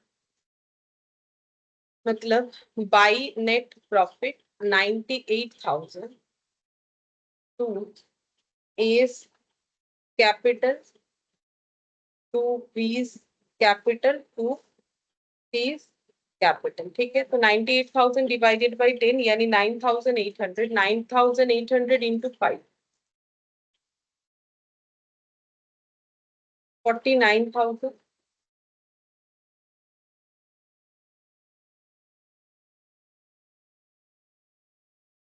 इंटू 5:3:3 भी था, 29,400, हाँ ये 3 था, 29,400 और 2 था लास्ट ईयर 19,600। तो इतना इतना प्रॉफिट मिलेगा। तो इस केस में प्रॉफिट ज्यादा मिल रहा है, नॉर्मल सा बात है, ज्यादा मिलेगा क्योंकि प्रॉफिट ज्यादा बचा बिकॉज एक्सपेंसेस कम हुआ। तो डिफरेंस कितने का आया? तो 45 और 49 में अगर डिफरेंस देखे तो ये आ जाता है हम लोग का 4,000। 27 और 29,400 में डिफरेंस आ जाता है 3,400, और सॉरी 2,400 का, और 18,000 और 19,600 में अगर डिफरेंस देखें तो आ जाएगा 1,600, और इसका हम लोग टोटल करेंगे तो कितने का इम्पैक्ट दिखेगा? यहाँ पर इम्पैक्ट दिख जाएगा 4,000 प्लस 2,400 प्लस 1,600, यानी 8,000 का डिफरेंस दिख रहा है। वही दिखने वाला है क्योंकि यहाँ पर जब हम लोग प्रॉफिट डिस्ट्रीब्यूट कर रहे थे तो यहाँ 90,000 कर रहे थे, यहाँ 98,000, तो डिफरेंस प्रॉफिट में 8,000 का ही दिखेगा बिकॉज यहाँ पर 8,000 एक्स्ट्रा डिस्ट्रीब्यूट हुआ, ठीक है।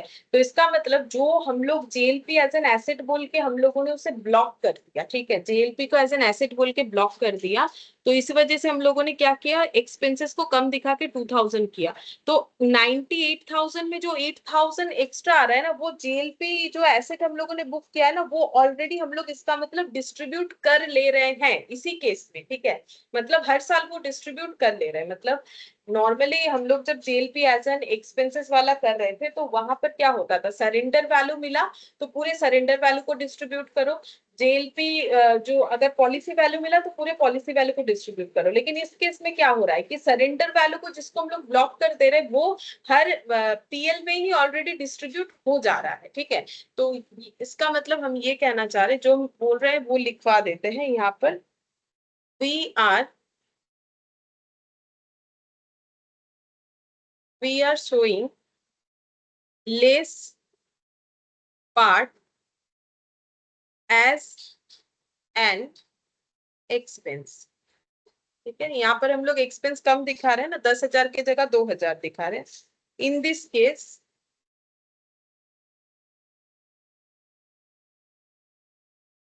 2,000 instead of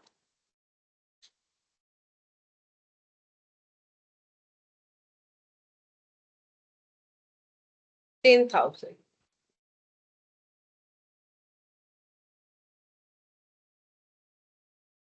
The total profit will increase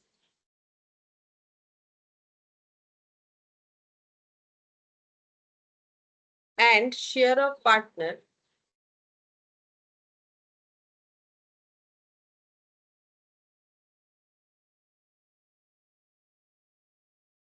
share of partners profit is also increased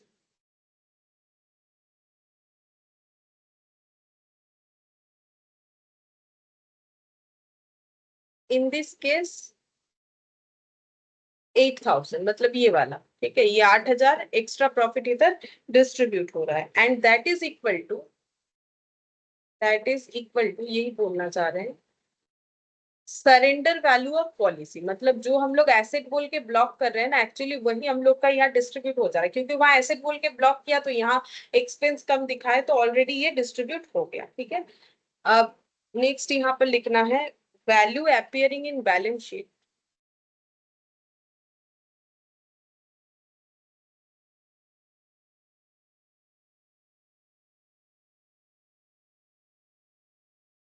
in respect of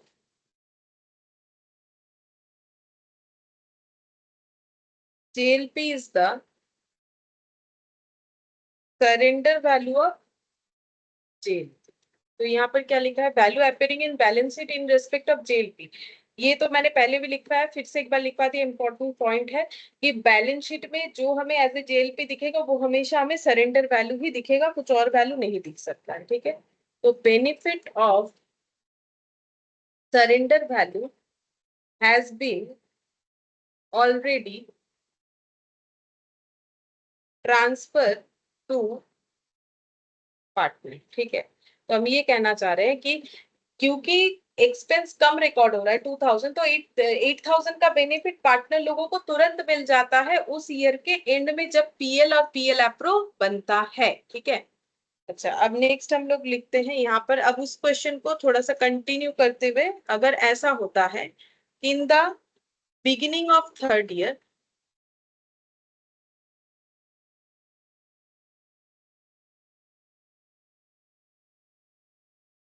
A decide to retire,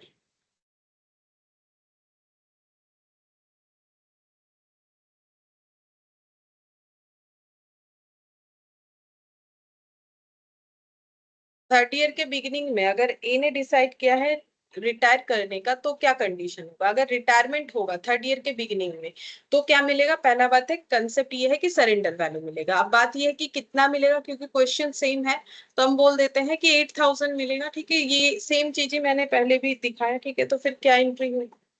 bank account debit to JLP 8,000।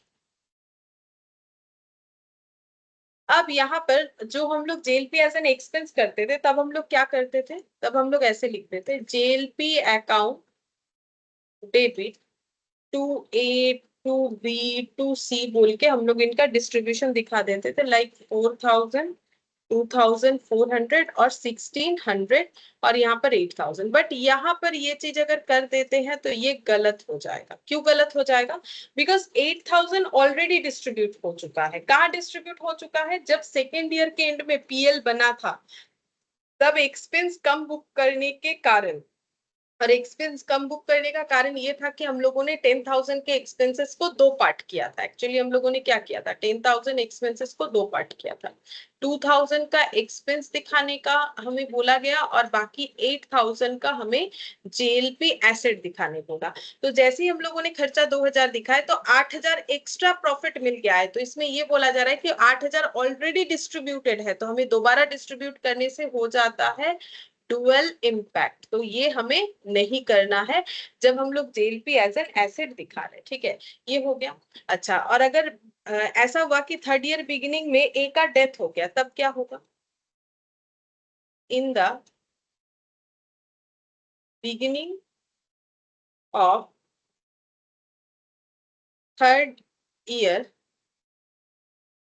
A death. ठीक है, अगर ए का death हो गया तो क्या होगा? तो फिर सिंपल सा बात है, सबसे पहले तो पॉलिसी वैल्यू मिलेगा, तो बैंक अकाउंट डेबिट, क्योंकि सेम क्वेश्चन है तो 1 लाख ही लिखा है मैंने, चेक करके देख सकते हैं। टू जे, तो हमें 1 लाख मिल जाएगा। ठीक है, अब ये जब डिस्ट्रीब्यूट होगा तो कैसे डिस्ट्रीब्यूट होगा? तो ऐसे डिस्ट्रीब्यूट होगा, जेएलपी अकाउंट डेबिट, जैसे प्रीवियस वाले पॉइंट में मैंने दिखाया था, पूरा 1 लाख डिस्ट्रीब्यूट हो जाएगा ए बी और सी के बीच में। तो यहाँ पर भी ए बी और सी के बीच में डिस्ट्रीब्यूट होगा, उनके प्रॉफिट शेयरिंग रेशियो के अकॉर्डिंग ही होगा, ओल्ड प्रॉफिट शेयरिंग रेशियो में। लेकिन कितना डिस्ट्रीब्यूट होगा? क्योंकि 1 लाख का जो पॉलिसी वैल्यू, उसमें 8,000 जो है वो ऑलरेडी डिस्ट्रीब्यूट हो चुका है। तो पॉलिसी वैल्यू में ही तो सरेंडर वैल्यू भी होता है ना। मतलब ये जो सरेंडर वैल्यू बोला जा रहा है, ये तो 1 लाख पॉलिसी वैल्यू के अकॉर्डिंग ही इंश्योरेंस कंपनी डिसाइड करती है कि अगर इस स्टेज में बंद कर दिया तो 8,000 देंगे। तो 8,000 क्या है, 1 लाख में 8,000 मिलेगा। अगर पूरा कंटिन्यू किया तो 1 लाख मिलेगा, या फिर डेथ हो गया तो 1 लाख मिलेगा। तो 8,000 ऑलरेडी हम लोग डिस्ट्रीब्यूट कर चुके थे सेकेंड ईयर में। तो अभी 1 लाख माइनस 8,000 यानी 92,000 का हमें डिस्ट्रीब्यूट करना चाहिए। तो 92,000 डिवाइडेड बाई 10 यानी 9,200, 9,200 इंटू 5,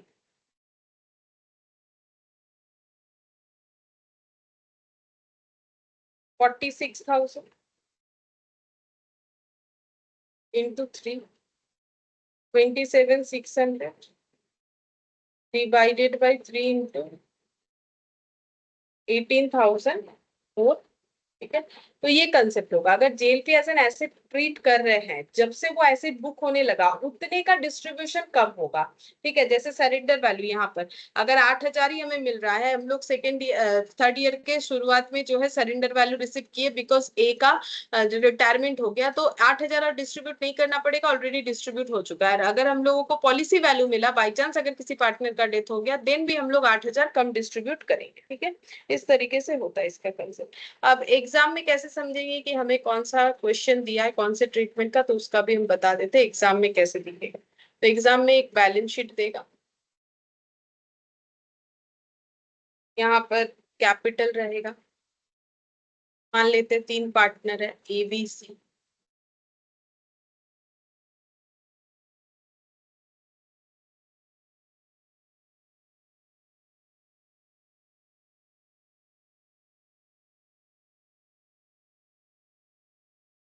नेट चला गया कुछ देर के लिए। आवाज आ रहा है सबको? नेट चला गया था। हेलो। Yes.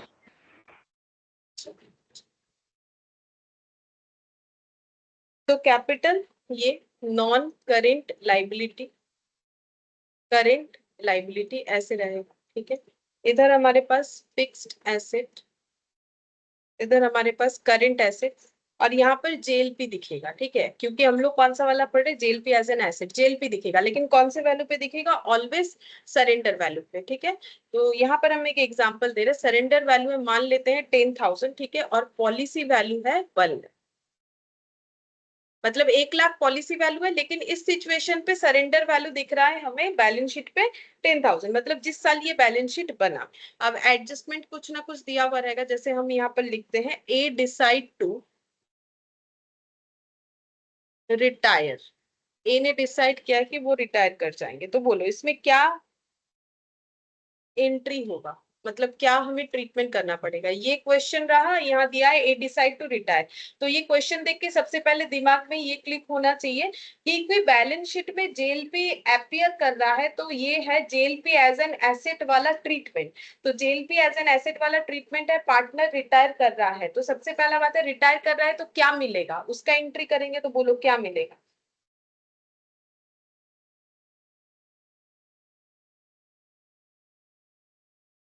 अगर पार्टनर रिटायर कर रहा है तो क्या मिलेगा, बोलो।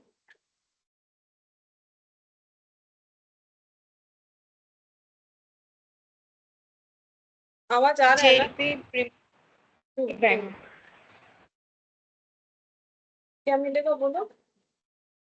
आवाज कट गई। JLP JLP premium account to bank. JLP premium account to bank, मतलब क्यों ऐसा हो।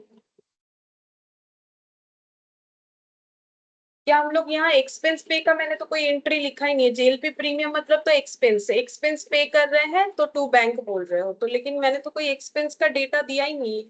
तो कैसे करोगे ये वाला entry.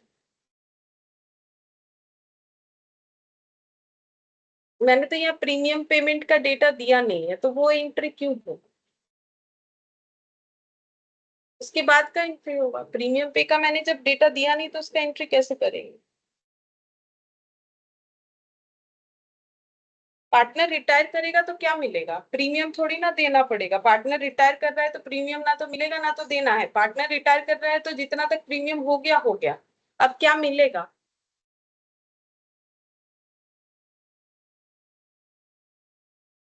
JLP account debit to ABC partners। আমাকে বলো না কি পাবে, তুমি ওটা বলছো না বলে ভুলভাল বলছো। যদি পার্টনার রিটায়ার করে তাহলে কি পাবে, পার্টনারশিপ। আমি তো প্রশ্নটা অন্য করছি, ওটা বলো যে কি পাবে, তাহলে ঠিক হয়ে যাবে আনসারটা।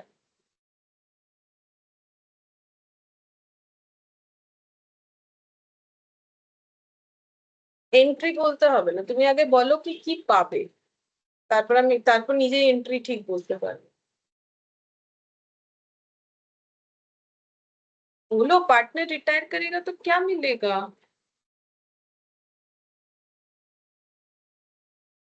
Revaluation profit and loss और रिवॉल्यूशन। capital और अरे पार्टनर रिटायर करेगा तो जेएलपी में क्या मिलेगा।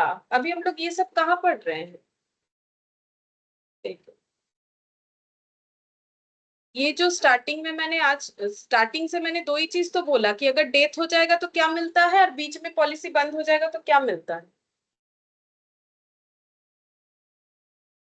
हम लोग वो एसेट वगैरह थोड़ी ना पढ़ रहे हैं, हम तो जेएलपी का पूछ रहे हैं कि अगर पार्टनर रिटायर कर जाएगा तो जेएलपी में क्या मिलेगा, ये 10,000 की 1 लाख, हम तो ये पूछ रहे हैं।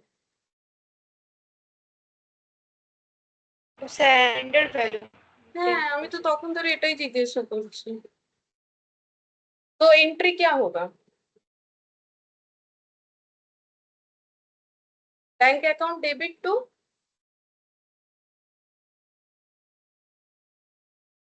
सेल। ये तो नॉर्मल एंट्री, किसी को सैलरी मिलता है तो बैंक तो सैलरी करता है, किसी को जेल भी मिलेगा तो बैंक तो जेल भी करेगा। अब क्योंकि ये जेएलपी ऑलरेडी अपीयर कर रहा है बैलेंस शीट में, तो क्या ये जेएलपी का अमाउंट तीनों पार्टनर में डिस्ट्रीब्यूट करना पड़ेगा, एबीसी में डिस्ट्रीब्यूट करना पड़ेगा या नहीं करना पड़ेगा, बोलो। अभी मैंने जो कंसेप्ट सिखाया उसके अकॉर्डिंग क्या ये हमें फिर से JLP account debit to partners capital करना पड़ेगा कि नहीं करना पड़ेगा।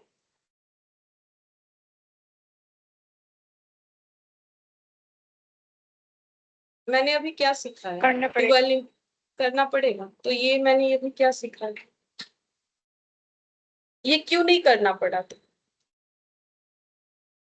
मैंने क्या सिखाया अभी कि अगर हमारा बैलेंस शीट में जेएलपी अपीयर कर रहा है, ये कब अपीयर किया बोलो तो, ये क्यों अपीयर किया, क्योंकि जब हम लोगों ने प्रीमियम भरा तो क्या पूरा प्रीमियम पीएल में दिया या फिर कुछ एसेट बुक किया जो कि बैलेंस शीट में दिख रहा है, बोलो।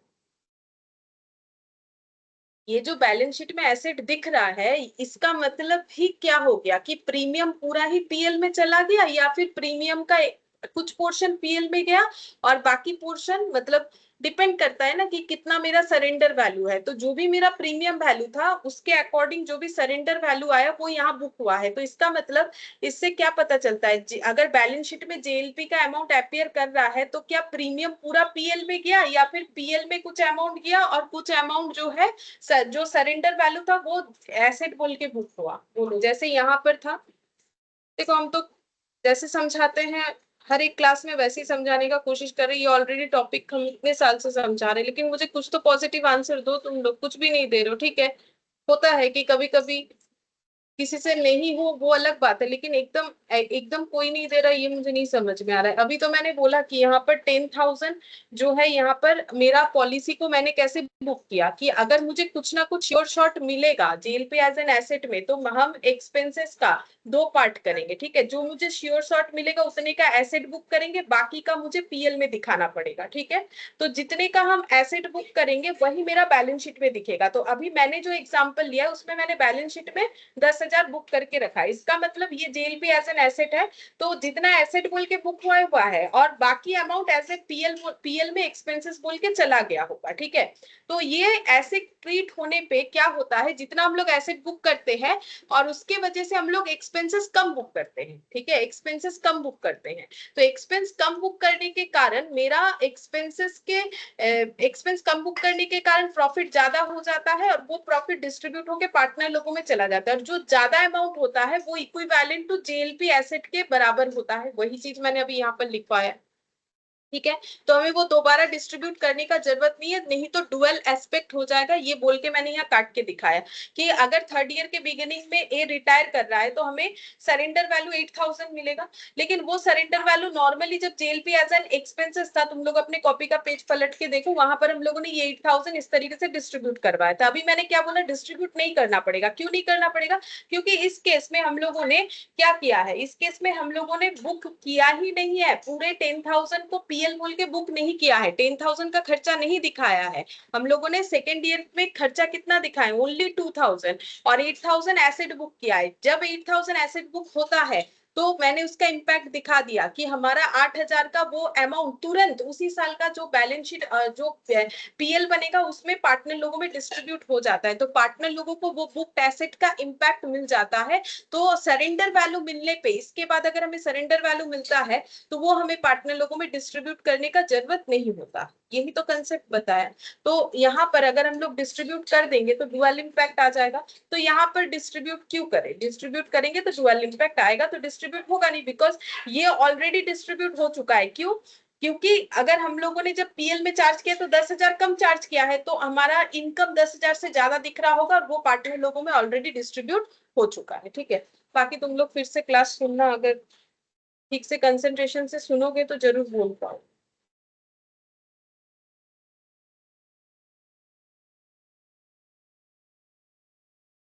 फिर इसके बाद यहाँ पर और एक एग्जांपल ले लो। कैपिटल ए बी सी है, non current liability, current liability, fixed asset, current asset, CLP, surrender value है 20,000, पॉलिसी वैल्यू है 1,40,000 और यहाँ पर एडजस्टमेंट सी डाइस और प्रॉफिट शेयरिंग रेशियो मान लेते तीन पार्टनर है, सभी में 1:1:1 है, ठीक है। देखते पूछते क्या आंसर आता है। अगर सी का डेथ हो गया सबसे पहले क्या मिलेगा ये बताओ, पहला एंट्री क्या होगा? अगर ये बैलेंस शीट दिया हुआ है, ये एक जेएलपी दिख रहा है यहाँ पर 20,000, पॉलिसी वैल्यू 1,40,000 दिख रहा है, तो अगर सी का डेथ हो गया तो सबसे पहले क्या मिलेगा, उसका एंट्री क्या होगा? Amount of policy. Policy value मिलेगा, उसका एंट्री होता है bank account debit to jail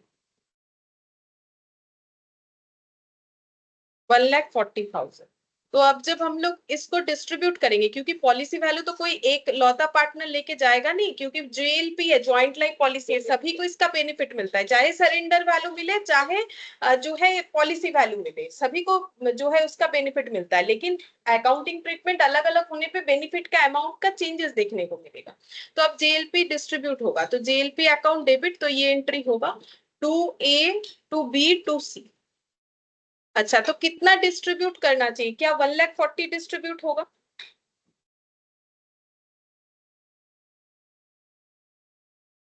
कोई आंसर मुझे नहीं मिलेगा, पता है, क्योंकि तुम लोग सुन नहीं रहे हो कंसेंट्रेशन के साथ, ठीक है। तो इसका तो हम क्या कर सकते हैं, एक ही सजेशन दे सकते हैं, दोबारा से क्लास देखो और क्या बोल सकते हैं। क्योंकि जब बोल रहे तब कुछ पूछ भी नहीं रहे हो कि नहीं समझ में आया कि समझ में आया, जो भी। तो यहाँ पर मैंने बताया कि ऑलरेडी कि जितना यहाँ सरेंडर वैल्यू अपीयर कर रहा है, इसका बेनिफिट पार्टनर लोगों को मिल चुका होगा। क्यों? क्योंकि इतने का एक्सपेंसेस कम बुक हुआ होगा, इसकी वजह से इतने से इनकम ज्यादा दिखा होगा 20,000 से। तो 20,000 का एक्सपेंस बुक नहीं हुआ, तो 20,000 का एक्सपेंस कम बुक होने के कारण इनकम 20,000 से ज्यादा दिख रहा है। तो जब पीएल एप्रोप्रिएशन में पार्टनर लोगों को प्रॉफिट डिस्ट्रीब्यूट हुआ, तभी ये 20,000 का इम्पैक्ट पार्टनर लोगों को मिल चुका था। तो अभी जब जेएलपी का अमाउंट डिस्ट्रीब्यूट होगा, पॉलिसी वैल्यू का अमाउंट, तो हम लोग 20,000 कम डिस्ट्रीब्यूट करेंगे, यानी 1,20,000 का डिस्ट्रीब्यूशन करना पड़ेगा। तो क्योंकि मैंने इक्वल प्रॉफिट शेयरिंग रेशियो रख दिया है इस बार, तो ये हो गया 40,000 40,000। देखो, ये सब कंसेंट्रेशन का चीज है और बहुत मतलब डेप्थ में समझने वाला चीज है। अगर तुम लोग कंसेंट्रेशन हटा रहे हो तो बाकी लोग का आंसर कुछ नहीं मिल रहा है मुझे, वो बात अलग है, लेकिन आंसर दे भी रहे हो तो उसमें भी हम कुछ और पूछ रहे हैं, तुम लोग कुछ और आंसर मुझे दे रहे हो।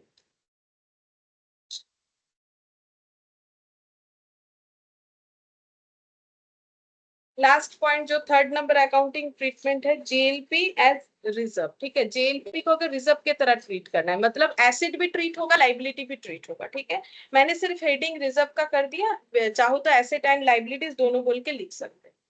तो ईयर, फिर वही example, year 1 2 3, premium 10,000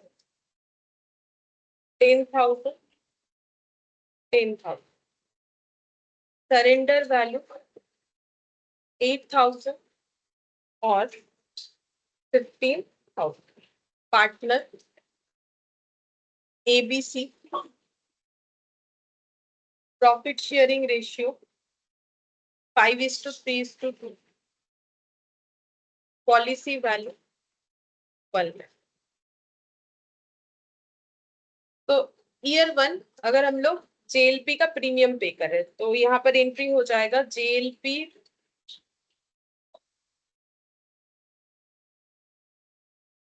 premium account debit to bank. जब जेएलपी प्रीमियम पे होगा तो 10,000।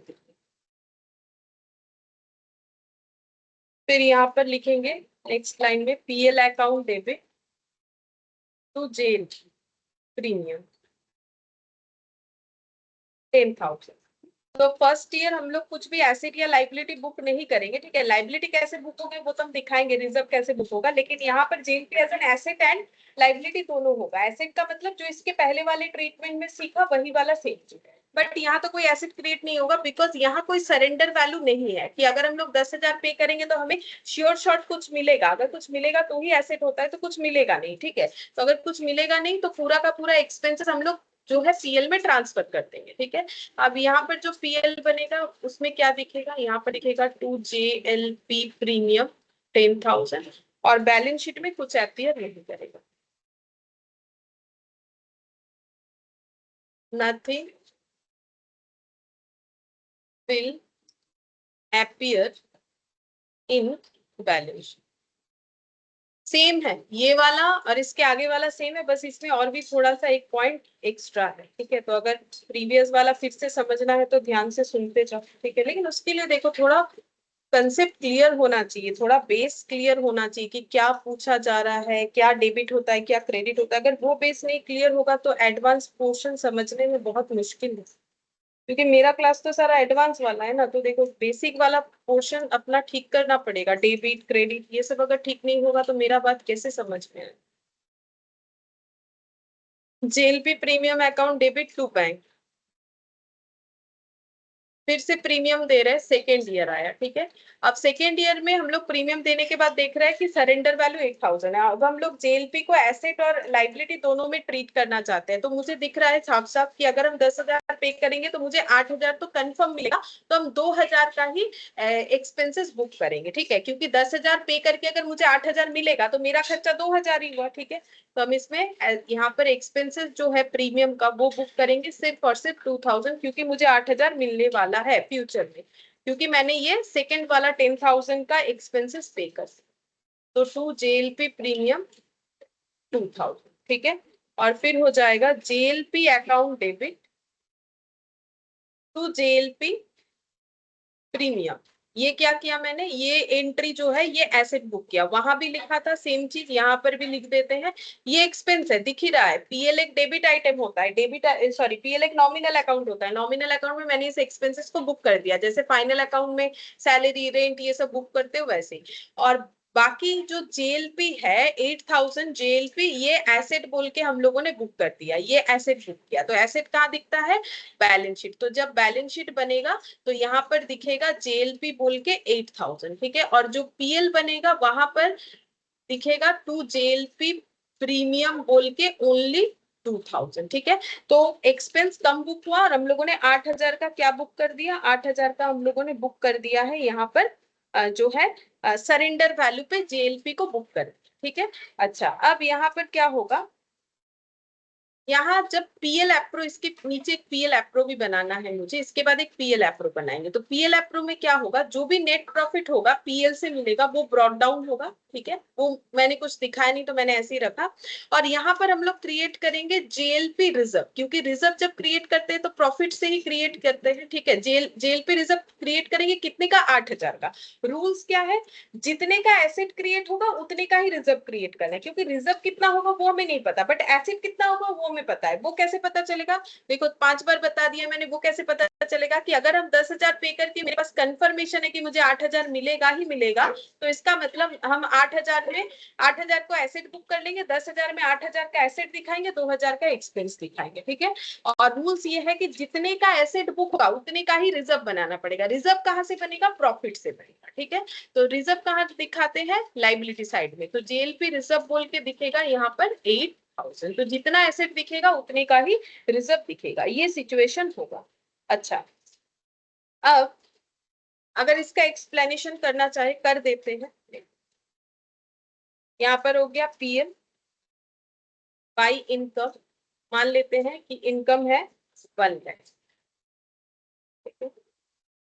टू जेएलपी प्रीमियम, ये मैंने लिख दिया 2,000, मतलब हम ये वाला ट्रीटमेंट करके दिखा रहे हैं, ठीक है, एग्जाम्पल के साथ। तो नेट प्रॉफिट कितना हो जाएगा, 98,000, जो मैंने थोड़ी देर पहले भी दिखाया, ठीक है, उसमें भी तो सेम ही होता है। अब पीएल एप्रो जब बनेगा तो फिर कैसे डिस्ट्रीब्यूशन होगा, सेम होगा जैसे वहां पर मैंने दिखाया। तो यहाँ हो जाएगा बाई नेट प्रॉफिट 98,000, लेकिन इसमें एक चेंजेस आ जाएगा। क्या आ जाएगा, यहाँ पर पहले रिजर्व क्रिएट होगा, जेएलपी रिजर्व कहाँ से क्रिएट होगा, प्रॉफिट से, कितने का, 8,000 का। तो फिर प्रॉफिट कितना बचेगा, 90,000, क्योंकि 98 से अगर 8,000 का रिजर्व बन गया तो 90,000 बचेगा। और ये 90,000 एबीसी तीनों पार्टनर में डिस्ट्रीब्यूट हो जाएगा। हम रेशियो रख लेते हैं 5:3:2, यानी डिवाइडेड बाई 10। तो वैल्यू आ जाएगा, ऑलरेडी एक बार किया हुआ है हम लोग का ये वैल्यू, तो तुम लोग देख सकते हो बाद में कैलकुलेट करके। कैलकुलेशन तो करना आ ही जाता है, लेकिन चीजें समझना इंपॉर्टेंट है, ठीक है। तो अगर हम लोग इसके बाद पीएल एप्रो बनाते हैं, ये जो पैटर्न हम लोगों ने देखा, ठीक है, तो वहां पर क्या होगा, जैसे इसके पहले सेम जब एसेट सिर्फ बन रहा था तो ये वाला क्रिएट नहीं हो रहा था, देन 98,000 डिस्ट्रीब्यूट हो रहा था, बट यहाँ पर कितना डिस्ट्रीब्यूट हुआ, 8,000 का रिजर्व बन गया, यहाँ पर 90,000 ही डिस्ट्रीब्यूट हुआ। मतलब जेएलपी एज एन एक्सपेंसेस में जैसे होता था वैसा ही हुआ। देखो जेएलपी एज एन एक्सपेंसेस में क्या होता था, 1 लाख मैंने इनकम वहां पर भी एग्जाम्पल लिया था, 10,000 का मैंने यहाँ पर एक्सपेंसेस बुक किया था, तो प्रॉफिट 90,000 डिस्ट्रीब्यूट हुआ था। यहाँ पर भी देखो क्योंकि रिजर्व क्रिएट हो रहा है तो प्रॉफिट 90,000 का डिस्ट्रीब्यूट हो रहा है, लेकिन इसके प्रीवियस वाला जो मेथड था जहां पर सिर्फ एसेट बुक हो रहा है, तो वहां पर 98,000 डिस्ट्रीब्यूट हो रहा है, यानी 8,000 का बेनिफिट पार्टनर को तुरंत मिल जा रहा है। ठीक है, ये बना। अब यहाँ पर बैलेंस शीट बनाएंगे। बैलेंस शीट कैसे बनेगा? बैलेंस शीट तो ये पूरा जैसा है वैसे ही देखने में होगा। ठीक है, तो जेएलपी सरेंडर वैल्यू पे अपियर करेगा और जेएलपी रिजर्व ये 8,000 दिखेगा, क्योंकि जितना सरेंडर वैल्यू होगा उतना ही रिजर्व बनेगा। ठीक है, इस तरीके से दिखेगा। अच्छा, अब यहाँ लिख देते हैं, to the extent value of JLP appearing in balance sheet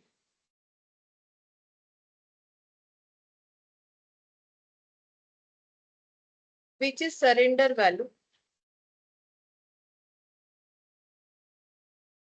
benefit of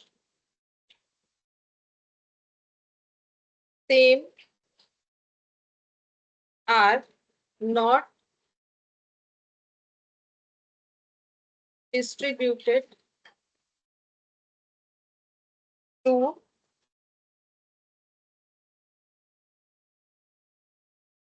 partner, rather accumulated as JLP reserve. तो देखो मैंने अभी जो समझा है वही लिखा है कि यहाँ पर 90,000 ही प्रॉफिट डिस्ट्रीब्यूट हो रहा है, जैसे ट्रीटमेंट 1 में जैसा हो रहा था, क्योंकि 8,000 का यहाँ पर जेएलपी रिजर्व में अमाउंट एक्यूमुलेट हो जा रहा है। तो to the extent value of JLP appearing in balance sheet, जितना बैलेंस शीट में जेएलपी अपियर करता है सरेंडर वैल्यू पे, उतना ही जो है जेएलपी रिजर्व अपियर करता है। Benefit of same are not distributed, इसका बेनिफिट यहाँ डिस्ट्रीब्यूट नहीं हो पा रहा है, क्योंकि देखो ना यहाँ पर 90,000 का ही बेनिफिट डिस्ट्रीब्यूट हुआ, ये रिजर्व बोल के एक्यूमुलेट होके रह जाता है। ठीक है, तो फिर इसका मतलब इसका डिस्ट्रीब्यूशन हमें बाद में करना पड़ेगा। ठीक है, तो देखो अभी हम इसको थोड़ा सा और बढ़ाते हैं। इसका example, in the beginning of third year A decide to retire. ठीक है, ए डिसाइड कर रहा है कि वो रिटायर कर जाएगा। ठीक है, तो बोलो अगर डिसाइड कर रहा है कि रिटायर कर जाएगा तो सबसे पहले क्या मिलेगा हमें? अगर रिटायरमेंट हो रहा है तो क्या मिलेगा पार्टनरशिप फर्म को?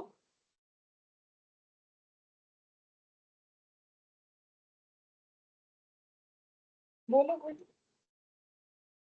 दो चीज मिलता है, Sir, policy value, surrender value. Surrender value मिलेगा, बोलो कितना मिलेगा? सेम क्वेश्चन है, बोलो कितना मिलेगा? सेम है, ट्रीटमेंट 1 से जितना मिल रहा था उतना ही ना मिलेगा, बोलो कितना मिलेगा? 15,000. नहीं, सेकेंड ईयर के, यहाँ पर थर्ड ईयर के बिगिनिंग में ना, तो पहले भी तो क्वेश्चन में थर्ड ईयर के बिगिनिंग ही लिखा था, तो थर्ड ईयर का बिगिनिंग मतलब जब तक थर्ड ईयर का हम लोग मान लेते हैं ना कि प्रीमियम ईयर एंड में दे रहे हैं, तो अगर प्रीमियम भरा ही नहीं है ये 10,000, तो 15,000 तो नहीं मिल सकता है ना, कितना मिलेगा? थर्ड ईयर का बिगिनिंग 8,000. मतलब सेकेंड ईयर का एंड ना, तो 8,000 मिलेगा। पहले भी तो मैंने सेम रखा है, क्वेश्चन में मैंने कुछ ज्यादा चेंज नहीं किया था कि समझने में कोई प्रॉब्लम ना हो। तो bank account debit to JLP, ठीक है, कितना मिलेगा? 8,000। ठीक है, इंश्योरेंस कंपनी तो ये देगा ही। ठीक है, अब इसमें डिस्ट्रीब्यूशन क्या होगा नहीं होगा वो हमें समझना है।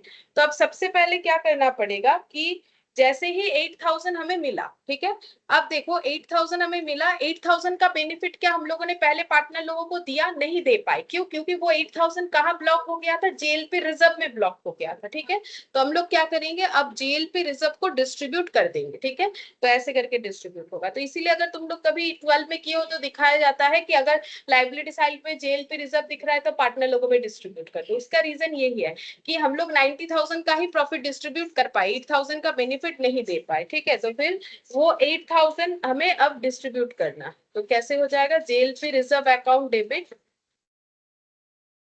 रिजर्व बोल के डिस्ट्रीब्यूट होगा to A to B to C. तो ये वैल्यू हो जाएगा 5:3:2 में करके दे रहे हैं। ठीक है, 4,000, 2,400 और 16 ऐसे होगा। ठीक है, रिजर्व डिस्ट्रीब्यूट। बस इसमें और कोई कंसेप्ट नहीं है। अब हम लोग इसका एग्जाम में कैसे आएगा वो हम दिखा देते हैं, बस उसके बाद कंप्लीट होगा। क्वेश्चन तो आज नहीं कर पाएंगे, नेक्स्ट क्लास में करेंगे। तो यहाँ पर एग्जाम में ऐसे देगा, जैसे एक बैलेंस शीट दे दिया सब कुछ,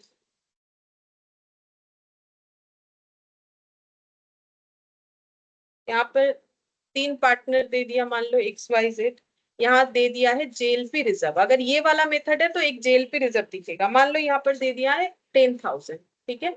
तो अगर 10,000 इधर दिया है तो JLP सरेंडर वैल्यू भी कितना दिख रहा होगा, 10,000, क्योंकि अभी अभी मैंने बोला कि जितना सरेंडर वैल्यू होता है उतने का ही रिजर्व क्रिएट किया जाता है। और ऐसे मान लो क्वेश्चन में एडजस्टमेंट दे देगा, एग्जाम्पल के तौर पे X decide to retire and policy value 1 lakh, profit sharing ratio 5:3:2। तो क्या ट्रीटमेंट करना पड़ेगा? सबसे पहले मैंने क्वेश्चन में लिखा है एक्स रिटायर कर रहा है, तो एक्स रिटायर कर रहा है तो क्या रिसीव होगा, सरेंडर वैल्यू की policy value, obviously surrender value.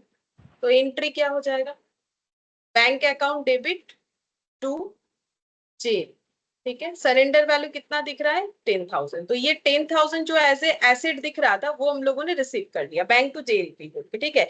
जैसे एसेट था मेरे पास एक फर्नीचर, मैंने बेच दिया तो बैंक टू फर्नीचर, वैसे ही जेएलपी का सरेंडर वैल्यू मुझे मिल गया तो बैंक टू जेएलपी, ये वाला अकाउंट खत्म हो गया यहाँ से, ठीक है। अब इसके बाद क्या होगा, ये रिजर्व का अमाउंट हमें क्या करना पड़ेगा, पार्टनर लोगों में डिस्ट्रीब्यूट करना पड़ेगा। अच्छा, ऐसा क्यों कर रहे हैं पार्टनर लोगों में डिस्ट्रीब्यूट, क्योंकि रिजर्व क्रिएट करने की वजह से ये जेएलपी का बेनिफिट हम लोग पहले जो दिए थे, जैसे सेकंड वाला, अगर ये सेकंड मेथड होता और इधर जेएलपी रिजर्व नहीं लिखा हुआ रहता तो फिर इसका और आगे कोई डिस्ट्रीब्यूशन नहीं होता। क्यों नहीं होता, क्योंकि ये बुक करने के कारण हम लोगों ने 10,000 का एक्सपेंसेस कम दिखाए तो 10,000 प्रॉफिट में इंक्लूड हो गए, पार्टनर लोगों में डिस्ट्रीब्यूट हो चुका है। अगर तुम लोग एक बार फिर से देखोगे ये पूरा टॉपिक, तो हम जो बार बार बोल रहे हैं तुम लोग उसको ध्यान से देखोगे तो जरूर समझ में आएगा, लेकिन देखना पड़ेगा टाइम देके, ठीक है। टाइम तो इन्वेस्ट करना पड़ेगा, ठीक है, कुछ तो इन्वेस्ट देखो करना पड़ेगा। और स्टूडेंट अगर है हम लोग तो टाइम तो ऑब्वियसली इन्वेस्ट करना पड़ेगा, नहीं तो कैसे चलेगा। तो फिर जेएलपी रिजर्व अकाउंट डेबिट, ठीक है। तो जेएलपी रिजर्व 10,000 ये डिस्ट्रीब्यूट हो जाएगा पार्टनर लोगों में, to A to B to C. Otherwise हम बोल ही सकते रिजर्व रहा तो डिस्ट्रीब्यूट कर दो, रिजर्व की तरह काम खत्म, ठीक है। लेकिन प्रोफेशनल कोर्स में इतने से काम नहीं चलेगा, इतने ऐसा क्वेश्चन आएगा जो अगर नहीं समझेंगे तो हम लोग कर नहीं पाएंगे, ठीक है। इसीलिए हम इस तरीके से करवा रहे हैं। अगर वैसे 12th की तरह बोलने से हो जाता कि रिजर्व रहा तो डिस्ट्रीब्यूट कर दो और बैंक टू जेएलपी लिख दो, तब तो ठीक ही था। लेकिन उतने से तो नहीं चलेगा ना, इसीलिए मेहनत करना पड़ेगा। अच्छा, अब नेक्स्ट ये एक एग्जांपल हो गया, चलो और एक लास्ट एग्जांपल, उसके बाद जो है नेक्स्ट क्लास में ही करेंगे। एक फिर से हम बैलेंस शीट ले रहे हैं, यहाँ पर दिखा दिया XYZ, यहाँ पर हो गया JLP रिजर्व 10,000, ठीक है। यहाँ पर लिख दिया JLP सरेंडर वैल्यू पे 10,000, ठीक है। एक्स डाइज, एक एक्स का डेथ हो गया, PSR लिख देते हैं 5:3:2, पॉलिसी वैल्यू हो जाएगा 1 लाख। तो यहाँ पर क्या क्या ट्रीटमेंट होगा, सबसे पहले डेथ होने से पॉलिसी वैल्यू मिलता है तो बैंक टू जेएलपी होगा। अब देखो पॉलिसी वैल्यू मिले या सरेंडर वैल्यू, लिखना होता है जेएलपी, ठीक है। अब ब्रैकेट में पॉलिसी वैल्यू लिख सकते हो अगर लिखना है तो, और जब सरेंडर वैल्यू मिलेगा तो एसवी यानी सरेंडर वैल्यू लिख सकते हैं। अब नॉर्मली क्या होता है, ये पैसा पार्टनर लोगों में डिस्ट्रीब्यूट हो जाता है, लेकिन यहाँ पर एक रिजर्व भी है, रिजर्व में अमाउंट एक्यूमुलेटेड है। रिजर्व देखो ये वाला अकाउंट तो खत्म हो गया, ठीक है। अब रिजर्व का जो अमाउंट है 10,000 वो पार्टनर लोगों में डिस्ट्रीब्यूट करना पड़ेगा, क्योंकि वो एक्यूमुलेट किया गया रिजर्व में जेएलपी के बराबर का अमाउंट। इसी वजह से तो हम लोग प्रॉफिट को उतना डिस्ट्रीब्यूट नहीं कर पाए जितना करने का बात था एसेट क्रिएट होने से, ठीक है। तो हम लोग का कितना प्रॉफिट डिस्ट्रीब्यूट होगा, जितना normally JLP as an expense treat होने से होता है, ठीक है। तो फिर JLP reserve account debit to ABC to XYZ, यहाँ पर नाम मैंने बदल दिया टू XYZ, 5:3:2 में ही है, तो फिर ये हो जाएगा 5,000, 3,000 और 2,000, ठीक है। अच्छा, अब थर्ड एंट्री एक होगा, ये तो रिजर्व का डिस्ट्रीब्यूट हो गया। अब पॉलिसी वैल्यू का डिस्ट्रीब्यूशन कैसे होगा, पॉलिसी वैल्यू का डिस्ट्रीब्यूशन ऐसे होगा, JLP account debit to to Y to Z. अब कितना डिस्ट्रीब्यूट होना चाहिए? देखो मैक्सिमम 1 लाख का इम्पैक्ट ही तो मिलेगा। अब 1 लाख में 5,000, 3,000, 2,000 यानी टोटल 10,000 ऑलरेडी हम लोग डिस्ट्रीब्यूट कर चुके हैं, जो हम लोगों ने जेएलपी एज एन रिजर्व बोल के बुक किया था। तो 1 लाख में 10,000 का बेनिफिट तो मिल गया है, क्योंकि ये 1 लाख का 10,000 जो है वो तो पॉलिसी का ही पोर्शन था कि भाई पॉलिसी पूरा चलाएंगे तो 1 लाख मिलेगा, इस स्टेज पे गिव अप करेंगे तो 8,000 मिलेगा, उस स्टेज पे गिव अप करेंगे तो 15,000 मिलेगा, ऐसे था ना। तो अगर सेकेंड ईयर के एंड में एक्स का डेथ हो जाता है, इस तरीके से अगर क्वेश्चन दिया हुआ है जैसे मैंने वहां एग्जांपल लिया था, तो फिर इनको पॉलिसी वैल्यू मिल जाएगा। ठीक है, अब रिजर्व में क्योंकि बाकी अमाउंट एक्यूमुलेटेड था तो रिजर्व डिस्ट्रीब्यूट हो गया, तो 1 लाख में 10,000 हम लोग ऑलरेडी डिस्ट्रीब्यूट कर चुके, तो बाकी बचा हुआ अमाउंट कितना होता है? 90,000। अब ये 90,000 इनमें डिस्ट्रीब्यूट होगा 5:3:2 में, जिसका वैल्यू निकल के आएगा कैलकुलेट करने से 45,000, 27,000 और 18,000। ठीक है, ऐसे करके होगा। तो इसका जो समरी निकल के आए वो लिख देते हैं। एग्जाम्पल्स तो जो भी करवाना था मैंने करवा दिया। समरी कुछ ये निकल के आया कि जेएलपी रिजर्व अगर हमें दिखे बैलेंस शीट में, तो हमें क्या करना है? ओल्ड पार्टनर में ओल्ड पीएसआर में डिस्ट्रीब्यूट करना। ठीक है, distribute to old partner in old PSR. ठीक है, लेकिन सिर्फ ये रटने से काम नहीं होगा। ठीक है, ये हम बोल देते हैं, नहीं तो ऐसा मत सोचो कि बस ये लास्ट वाला रट लेंगे हो जाएगा, नहीं होगा। ठीक है, if any other amount to be provided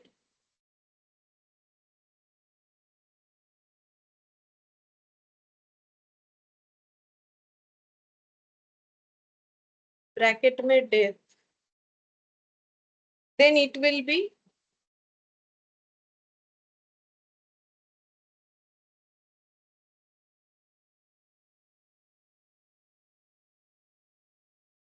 provided from JLP account. तो अभी जो किया वही वाला, if any other amount to be provided, तो पहले जेएलपी रिजर्व हम लोगों ने डिस्ट्रीब्यूट कर दिया, और इसके बाद अगर कोई अमाउंट प्रोवाइड करना है, जैसे कि पॉलिसी वैल्यू रिसीव हुआ, ठीक है, तो फिर कितना डिस्ट्रीब्यूट करना पड़ेगा? Then it will be provided from JLP account, मतलब ये जेएलपी अकाउंट से जो है डिस्ट्रीब्यूट होगा, तो वो माइनस करके होगा। ठीक है, मतलब 1 लाख में जैसे 10,000 माइनस हो गया जेएलपी रिजर्व का, उसके बाद जो बचा वो डिस्ट्रीब्यूट करना पड़ेगा। तो इस तरीके से होगा।